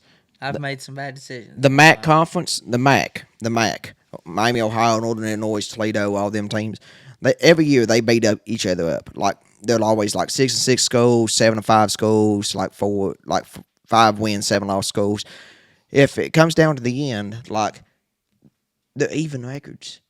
So the SEC was to lose so much and just beat up on each other, then Tennessee were in a position to go to the college football playoff. Okay, let's say we're going to college football playoff, and the SEC's beat up on each other so much.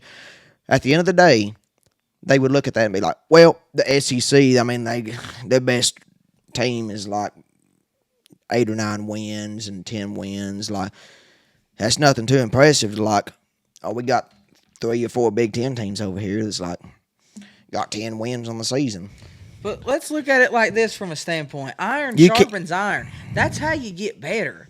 Like, you don't get better playing cupcakes every week. You get better being in the fire. Because, look, those born in the fire do not faint in the sun, Corbin. Okay, if you can walk through hell every single day, you going out on a Tennessee Saturday night in the heat ain't going to affect you a damn bit. Okay, that's how you get better. You get better playing the SEC schools. You get better playing all these top 10 teams. That's how you get better. Okay, and then you look at it like ESPN does and college football does, and like Notre Dame, Ohio State, Michigan, these schools that they're stuck up the ass on.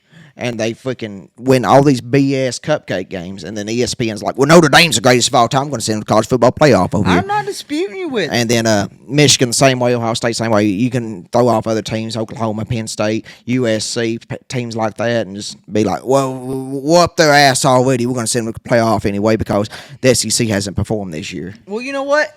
And then Tennessee will be sitting at number 5. They want to send them teams in the playoffs. That's fine. While they're out playing damn cupcakes every week, and we're out there in the fire, we'll kick their ass and we'll keep on going. It don't matter when you can't get there because they got too many teams that they're up there. Well, one of us will be there, by God. There's only 4 teams going to the damn playoffs to begin with. The SEC's going to get 1 maybe this year. I don't think they're getting 2 this year. If they do get 2, Tennessee's going to be one of the 2. So, there's 4 teams. If it's a 12-team playoff like it will be next year, I kind of see your point, Corbin. But this year, screw the SEC and the other teams. I hope they lose every game except for Tennessee. Every man for himself. Honestly, the best playoff format is the 16-team playoff that the FCS has done for the past 20 years. I like Mike Leach's 64-team playoff. Just put them in a pot, let them go. Oh, golly. Question 3. Let us know in the comments who's winning the duel. Which of these statements is the most accurate? Texas is back or Alabama is declining? I'm going first on this one right here. I said it last October when Chase McGrath hit a 40-yard game-winning field goal that the dynasty that is Alabama was collapsing. It's continuing to fall now. It's over, Bama. Your dynasty is over. Saban should retire at the end of this year because this is his last ride. Alabama's not going to lose 1 game this year. Alabama's not going to lose 2 games this year. Alabama's not going to lose 3 games this year. Alabama is going to lose 4 games this year. They're going to drop. They've already dropped to Texas. They're going to lose to LSU. They're going to lose to Tennessee, and they're going to lose to Ole Miss. Alabama, it's over. I'm going to agree with Spur. Alabama is declining, but I'm going to give you some facts here. The reason Alabama is declining, it's not the fact that what they're producing on the field is bad. Like their starting rotation, it probably could be the best in the country. But the thing that has got Alabama to where they're at right now is depth. And like I've kept preaching week after week, how college football is changing. People, NIL is ruining Alabama as we speak because instead of having a 5-star on your second and third string, why would you go to Alabama to be a second and third string player and make more money and be a starter at a lower end school like any other Pac-10 or Big Ten or wherever? Why would you go sit on the pine at Alabama? That is what is the reason Alabama is down, is because the way college football is changing. Nick Saban hates NIL. He cannot stand it. It's kind of the day of the dooms for Nick Saban in a way. Like this is where the old guys like looking at like, okay, I've had enough. Like this is a bunch of BS, and I'm wanting to get out of this. Is Alabama on decline? I said it before the season started. And you can go back and look at what I said, that they would be on a decline. And I do believe Alabama's on a decline, but I think they're on a small decline, but they're on a decline. Nick Saban is a pissed-off man at the moment. And a pissed-off Nick Saban is not good. Better be pissed off and pissed on. And Trust me. do I think they lose 4 games this year? No. Nick Saban's not going to allow Alabama to lose 4 games. There's no way. No. I would lay money on the table right now that they will not lose 4 games. How much of that county money you got, brother? Who wants to bet? We'll make a bet here. We're getting illegal here. Hey, speaking of bets, Spur has to eat a banana and mayonnaise sandwich. We're going to get to it, people. Hey, Alabama, how's a tax slayer bowl sound to you? Alabama's not getting. Hey, no, why? Don't do the tax slayer. At least give them the Birmingham Bowl so they can go play in their old stadium that they used to play in Spur. Now, Alabama will make a New Year's Six bowl, but they are shit. But they are on the decline, and that's even to be on the decline for Alabama. Just a New Year's Six bowl, like that's pretty bad for them. Like honestly, is Texas on the decline? Yes, because they're joining the SEC. Okay. Texas, as much as I hate to say they're joining the SEC, that's going to bring a lot of money to them. And Texas got that old money. And Texas is one of these teams that's going to thrive when they come to the SEC. Who gives a damn about money? We ain't seeing the money. Well, we're seeing what's on the field. Who cares about the money, right? Because Texas can pay to bring you there. And that's the biggest college football state in America. Well, look, then what about Texas A&M? They're in Texas. Yeah, they spent their money on Jimbo already. A&M to me is like Texas Tech. Like they're not the same level as Texas. Like I love Texas Tech. He just started saying he loved Texas A&M. I heard it. Oh my God. All right, y'all ready for number 4? Let's do it. Let us know in the comments who you think's winning the duel. Do we see Nico Saturday? I hope not. Hope not, because now look, would it be good for Nico long term? Yes, it would. Putting him in that game, in that experience, let him thrive. Let's see if he can swim. But look, like we've talked about earlier, I just don't think it's his time right now.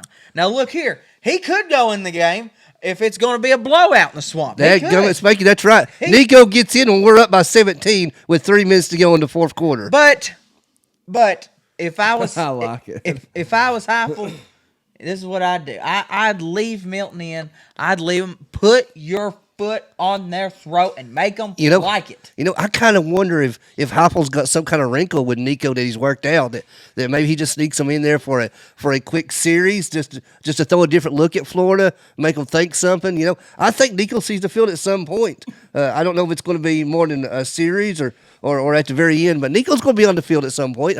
I'm excited to see it. This week we are going to recover at quarterback and receiver both, and tight end all 3, and I think that offensive line will play a lot better this week. And Milton's going to get some good plays. He's going to make some good completions. Milton is going to be a different man this week. Trust me. Okay. Do I think we see Nico? No, because I think it's going to be a close game. Like I said, it's Florida Tennessee. It's a rivalry game. It's like Texas playing Oklahoma. It's always close. That's just how it works, okay? That's how it works. And it's going to be a close game. And Milton's going to play the whole game. But he's going to be very good, very consistent. He's going to make his completions. And the receivers are going to catch the ball. And Milton is going to have 300-plus yards, 2 rushing touchdowns, and 3 pass touchdowns. I hope you're right. All right. Great speech. Question 5. Final question. Let us know in the comments who won the duel. Do we see Aaron Rodgers again after the Achilles tear? We do. Aaron Rodgers is not done. He is not going to go out like this. Oh, this is easy. He is not going to go out like this. He's just 39 years old. Yes, it's not it's not on the scale of an ACL tear, okay? It's close, but it's not. 18 months. It's a complete tear to ACL. A complete tear. He's done. Oh, he didn't tear his ACL. I'm talking about his Achilles. It's his Achilles, but he didn't tear his ACL. He tore his Achilles, but it's not on the same level as an ACL is what I'm saying. And it's close, but it's not. We will see Aaron Rodgers again because he's not going to go out like this. And I will say this. How old is he right now? 39. When he was on Monday Night Football Monday, and he was standing there, and he went down on the ground, I went back and watched that like 2 times. And the way he done it was almost like he was like looking out to the fans and looking to the sideline and like soaking it in and being like, I'm hurt. This cannot happen like this. What is going on? And that is a man that does not want to go out of the NFL like he's going to have to go out and he's not going to go out like that. He'll be back. He may not come back as the most 100% player, but he's still Aaron freaking Rodgers, and he will come back, and he will be still a very good quarterback. This is the most Jets thing ever, and when he comes back next year, he's going to come out and he's going to actually get the Jets to playoffs. Mark my freaking words. Jesus. There's no way the Jets make the playoffs next year with Aaron Rodgers. He won't even be back by next year. He's 39 years old. He's not 24 now. He's not 25. He's 39. He's getting up to be in Tom Brady's age. If Tom Brady tore his Achilles, he wouldn't be coming back. Aaron Rodgers has made $75 million guaranteed on 4 snaps, $18.7 million per snap. And I will say this. Aaron Rodgers dropped back 4 times and was hit 4 times. Did you notice that? He wasn't protected at all. If I'm Aaron Rodgers, I'd take my money and go to the house. Do I think Aaron Rodgers comes back? Yeah, I do. But do I think discount, double check, everything, he's a bad man, Aaron Rodgers comes back? No. I believe that Aaron Rodgers was gone as soon as the Achilles snapped. Yep. I believe he will come back. I don't think he will be the same Aaron Rodgers as he was before. At the age of 39 years old, an injury like look at Kobe Bryant as a prime example. God loved Kobe Bryant to death, but whenever he started getting older in age, as soon as the Achilles injury happened to him, he went downhill. When you are older, all you old folks can vouch for me here in the comments down below. Once you get older, it is harder and harder for your body to heal and for you to come back better than ever. I'm 41 years old myself. I just told my age. I'm the oldest person. Lord. Yeah, can you believe that? I'm Aaron Rodgers when he comes back from his Achilles. I can tell you it's hard to get out of bed some days. So, Yeah. let alone recovering from Achilles. But these are NFL trained athletes. Are you saying I'm not? Oh my gosh. This is peak male performance right here, Corbin. What are you talking about? I mean, I'm the champ right here, Corbin. I mean, honestly, NFL trained athletes with doctors these doctors make millions of dollars to work for the teams and work for the medical staff, and then Why couldn't they help Kobe Bryant then? Pro team coming right here in just a minute. and Rodgers will be back. Trust me on that. I'm not sitting next to you eat that. I'll stand behind you. Oh, shoot. All right, let us know in the comments who you thought or think won the duel. We're going to go over the keys to the game versus Florida. After that, we've got Florida, Alabama, Georgia, or other, and then we've got our predictions. And then Spur is going to eat a banana and mayonnaise. Oh, my God. Banana and mayonnaise sandwich because he was last week's loser of the predictions. Remember, I win. This belt goes to Gainesville with us. Well, you are in the lead. Let's just keep that belt back home in Rocky Top. All right, Tennessee. It could get stolen down there. Tennessee versus Florida in the Swamp this Saturday. It's been 20 years since we've won in the Swamp. What are your keys to the game for Tennessee? We'll start with offense. Get completions, offensive line block, protect the quarterback. We're going to come out, we're going to win this game. I honestly believe that. Catch the damn ball. Run with force, protect the quarterback, accurate throws, and play 4 quarters. To me, it's consistency. That's the key to the game. We will show signs and spurts of being a great and a good football team, but you got to stay consistent. You can't have, hey, for this play, I'm going to take this play off. Next play, I'm going to look good, but then the next play, no. You got to keep it there. You got to be consistent all game long on offense. You got to have that up-tempo, upbeat offense, and you got to be deadly with your attacks. Yeah, have to start fast, get on them fast. Mertz, their offense, they're not built for comebacks.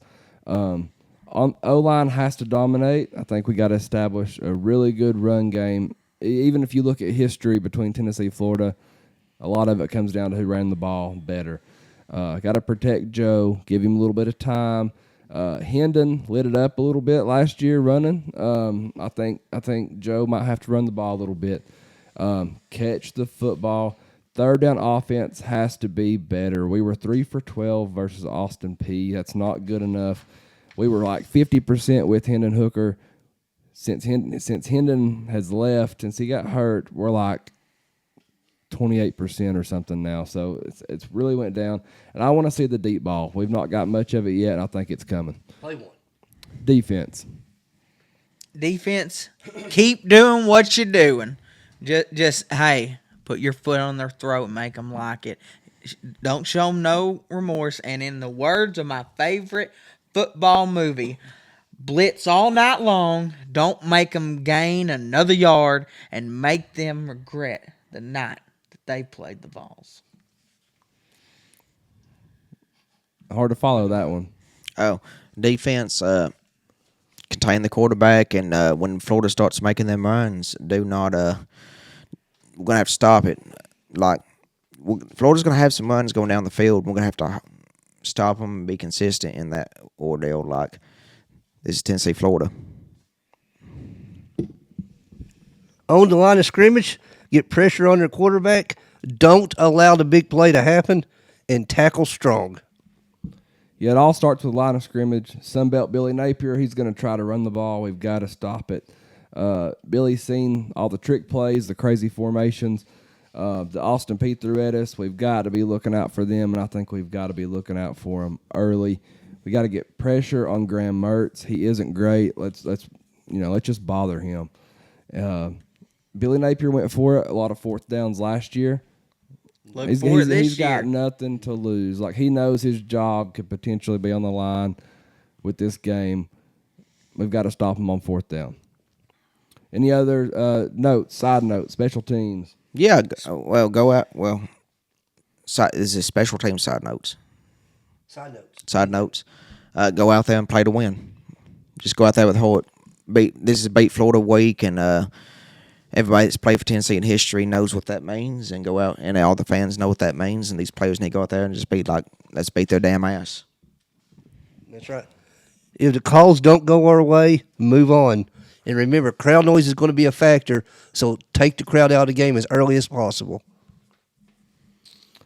Yeah, no kicks out of bounds. Good punting. Let's pin them deep when we do punt.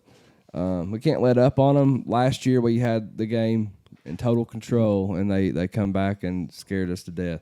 Communication on both the offensive and defensive line is going to be key, especially with the crowd noise. Billy Napier was really good all last year, too, in the fourth quarter, and we got to keep that in mind. Just for some reason, he seems to thrive in the fourth. We'll hit comments real quick. Then we'll take a quick break. Spanky's voting for himself to win the belt. Surprise. I don't know what you're talking about, buddy. Surprise.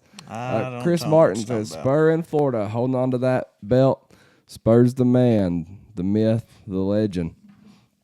Jeff Hensley said Spurs running away with it. Let's see. Got a lot. If I miss it, feel free to comment again. Taylor Jackson said his performance will definitely be based on new turf cleats and aftershave commercial. Matt Anderson says Cooper Mays is back. That'll help. It's a big help. It'll be huge. Jeff Hensley says keep the ball away from number one. He's the only wide receiver that scares me. What is his name? I can't remember his name. Ryan. Yeah. Ryan. Yeah, he's very good.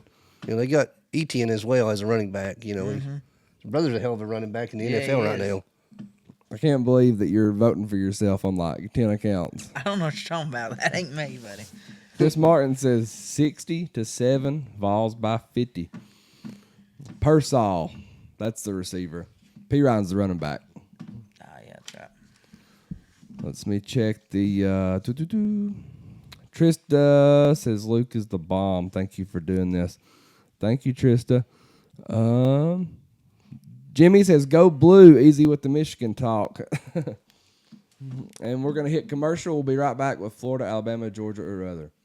Ladies and gentlemen, it's your man here, the Spank. Like myself, D&M Fencing are the best in the business today. They can install wood, chain link, vinyl, picket, composed metal, barbed wire, heck, bring them bamboo sticks. And they can install them things for you too. D&M Fencing, do it right the first time. Their numbers are 865-435-4515 or 865-387-1026. Give my friend Ted a call today. That's D&M Fencing.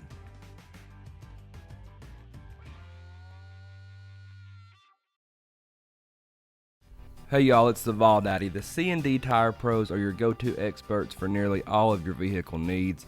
Located in the heart of Oak Ridge at 164 Fairbanks Road. They've got a 4.8 out of 5-star rating, and that's very hard to do in the tire business.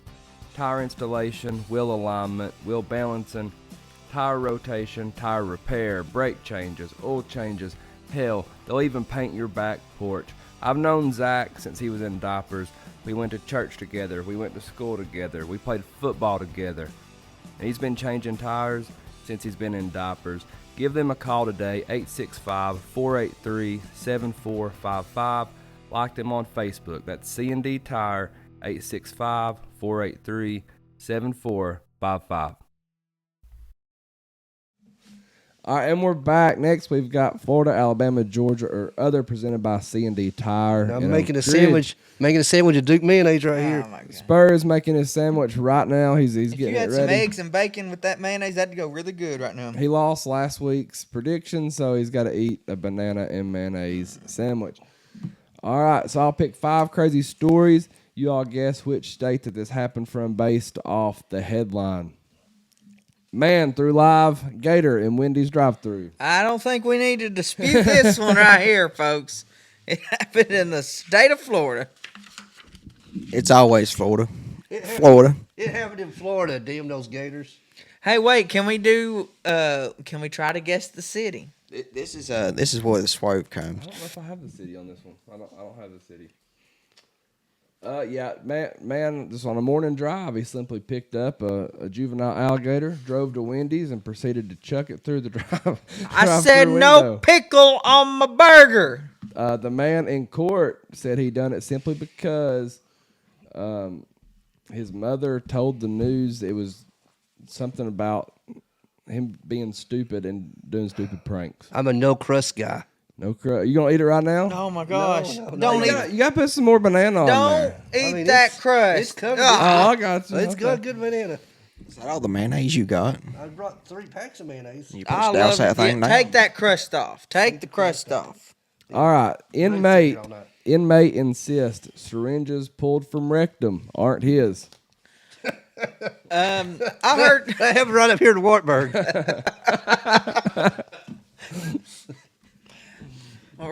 Inmate insists syringes pulled from rectum aren't his.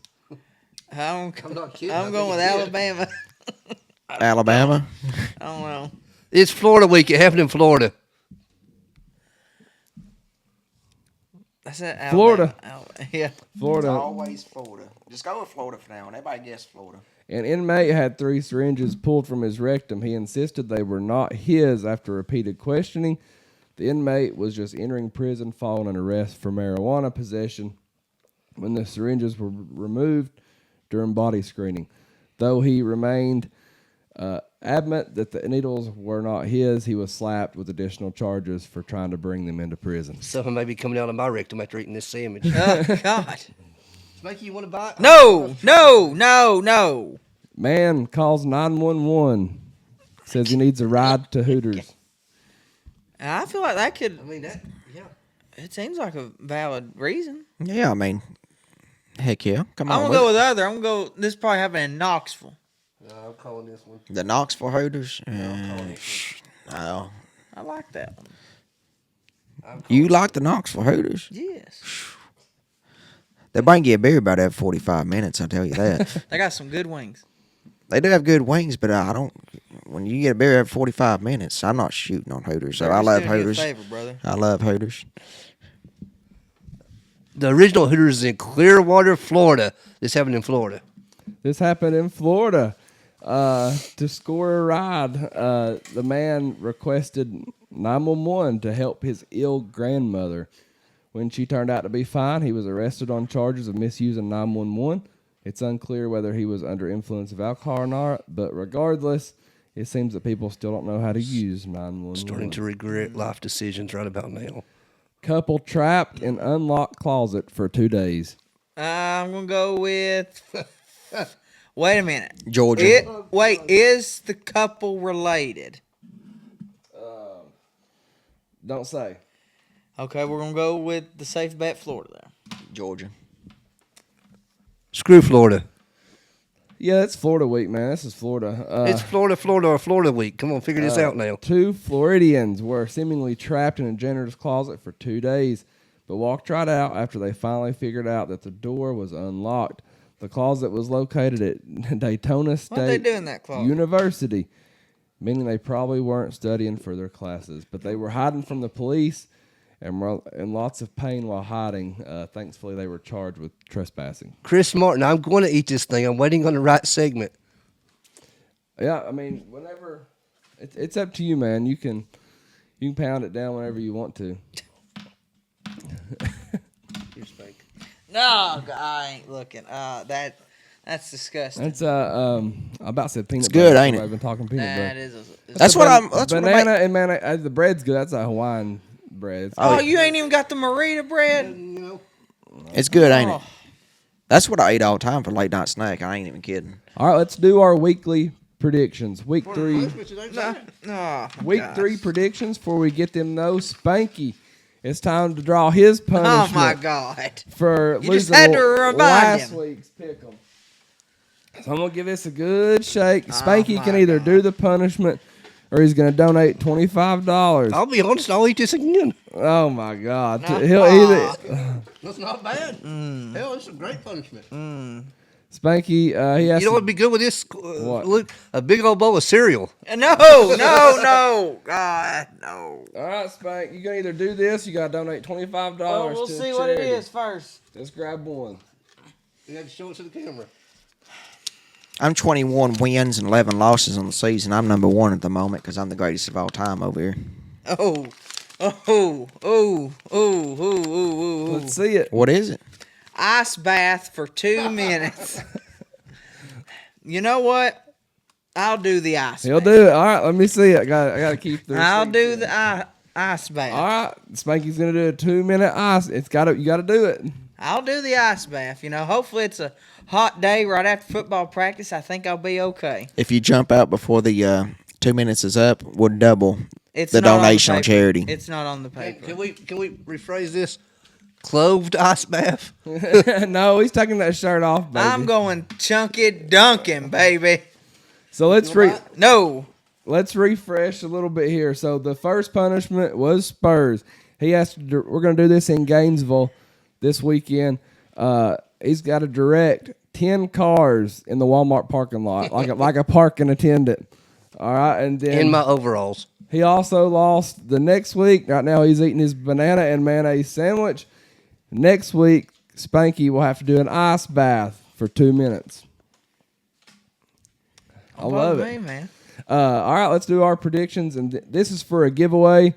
Our record so far: Spur 18-14, Corbin 21-11, Spanky 20-12.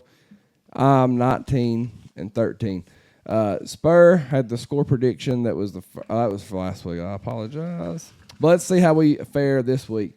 Spur, do you want to go ahead and tell them about the giveaway, how we do it? That's right. It's currently up on the Vols Deep Podcast Facebook page. You'll see 10 games. We're selected the winners of each game. There's 5 college, 5 NFL games. So the best overall record, and we're going to take total combined score of Tennessee versus Florida as a tiebreaker. So add up both teams' scores and predict how many points will be scored in the game, and that's a tiebreaker.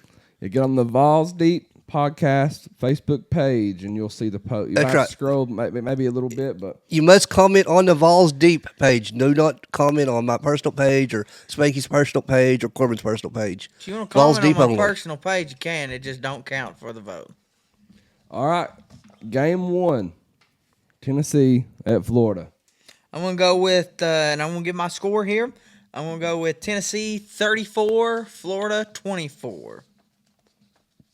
So is that how many combined points did you pick? Oh, I was going to wait till the end, but that is a total of 58.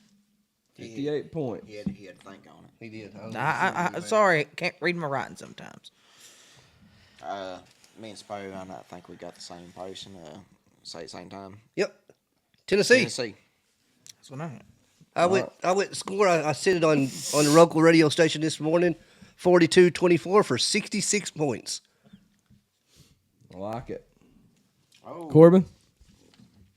Total points. 65. I had 65. All right. LSU at Mississippi State. What's your pick, sir? Oh, my bad. Tennessee, obviously. I'm going to go 34-20 with a total of 54 points. The over-under is 56.5, just so you all know.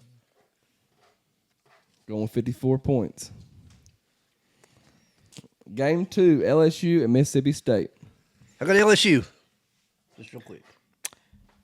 Go Tigers. LSU. There's no way they're going to lose this game. Mississippi State is on a hot streak, though. I think it's going to be a ball game. It's going to be a ball game, but LSU's I'd going to watch prevail. out for it. I hope so. I'm pulling for Mississippi State, but I'm going LSU as well.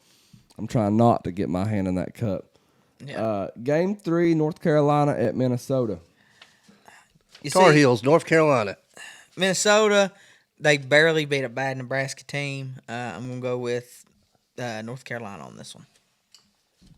Yeah, North Carolina. They got all the hype. Let's see what they're made of. Bring it on. All the same so far. Game 4, Washington and Michigan State. Washington. Michigan State's got all them coaching. That coach being as of now suspended, possibly fired. So, and plus Washington's number 8 ranked team. So, Unfortunately, there wasn't a lot of big games to pick from for college this week, so I took Washington as well. Washington. A lot going on. Looks like NFL is going to be Yep. the difference maker this week. Yeah. Game 5, BYU at Arkansas. I'm going with Woo Pick Suey, baby. Arkansas at home. yeah, Arkansas, BYU, just not a impressive team at the moment. Cannot believe we all picked this exact same picks. 5 games. All right, let's start NFL. Game 6. This is where it separates. Ravens at Bengals. This is interesting because Bowo and Bengals is 0-1. Big max contract, biggest contract in the NFL. What if he starts 0-2 on the season? Okay. Baltimore lost their running back for the season at torn Achilles. I think it was ACL.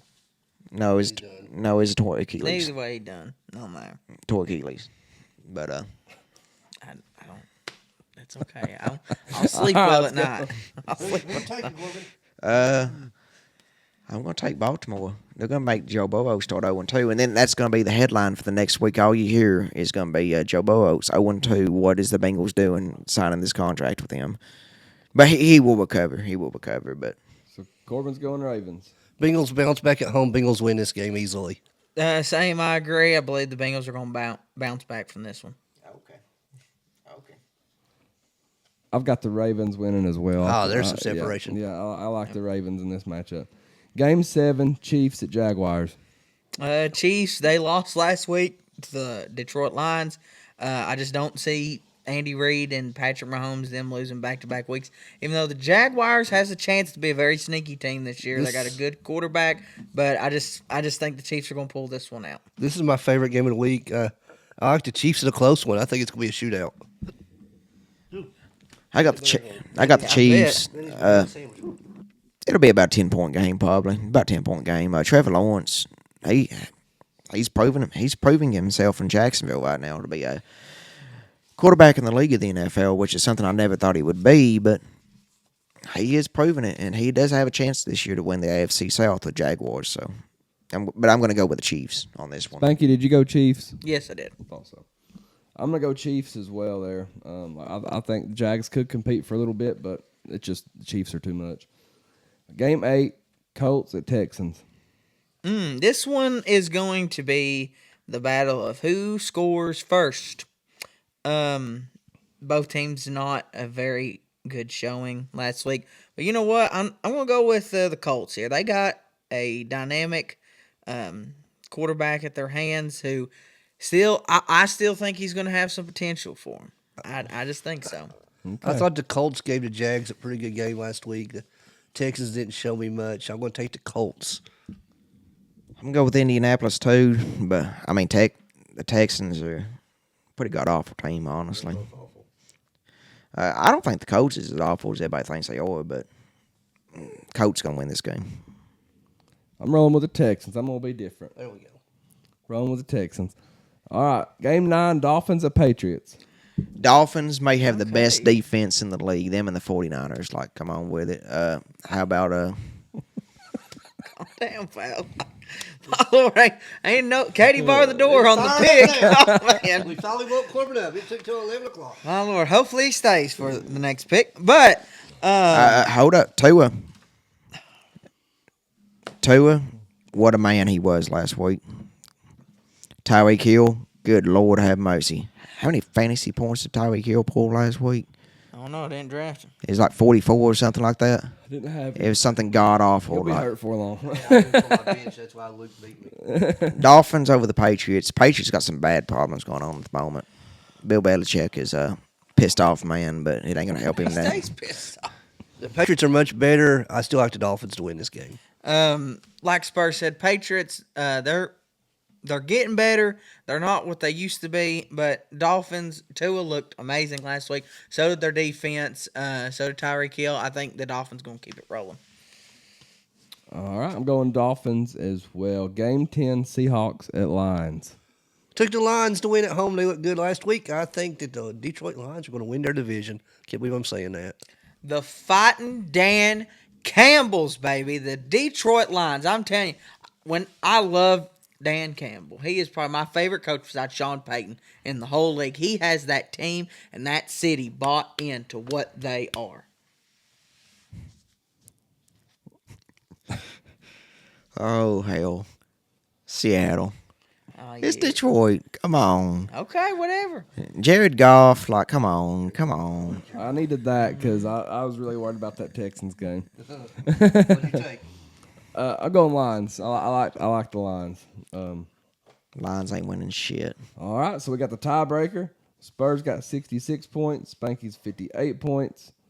Corbin 65, and I'm at 54. That's it, man. I hate that you two messed up, but we'll get it reposted on there. Hey, am I keeping my belt? Oh, yeah, you are keeping your belt. I apologize Oh, my on gosh. Going that. to Gainesville with me, baby. Are we going to count the votes? I already counted them. Oh, okay. Yeah. What's the Hey, who got second place, though? Who? It doesn't matter. That's It's right, here. baby. Spanky. Well, yeah, because you was voting for yourself on multiple Well, I still platforms. think even when I allegedly wasn't, but I still think I still beat him. You have to vote for yourself like you had to have a title made for yourself. Like I said, I was still beating Coke you Kazana before would the be- allegedness happened. Coach Kazana is so proud of you at the moment. I don't- Voting for yourself. I don't know why we got. I thought we were going to talk about wrestling, not, but Hey.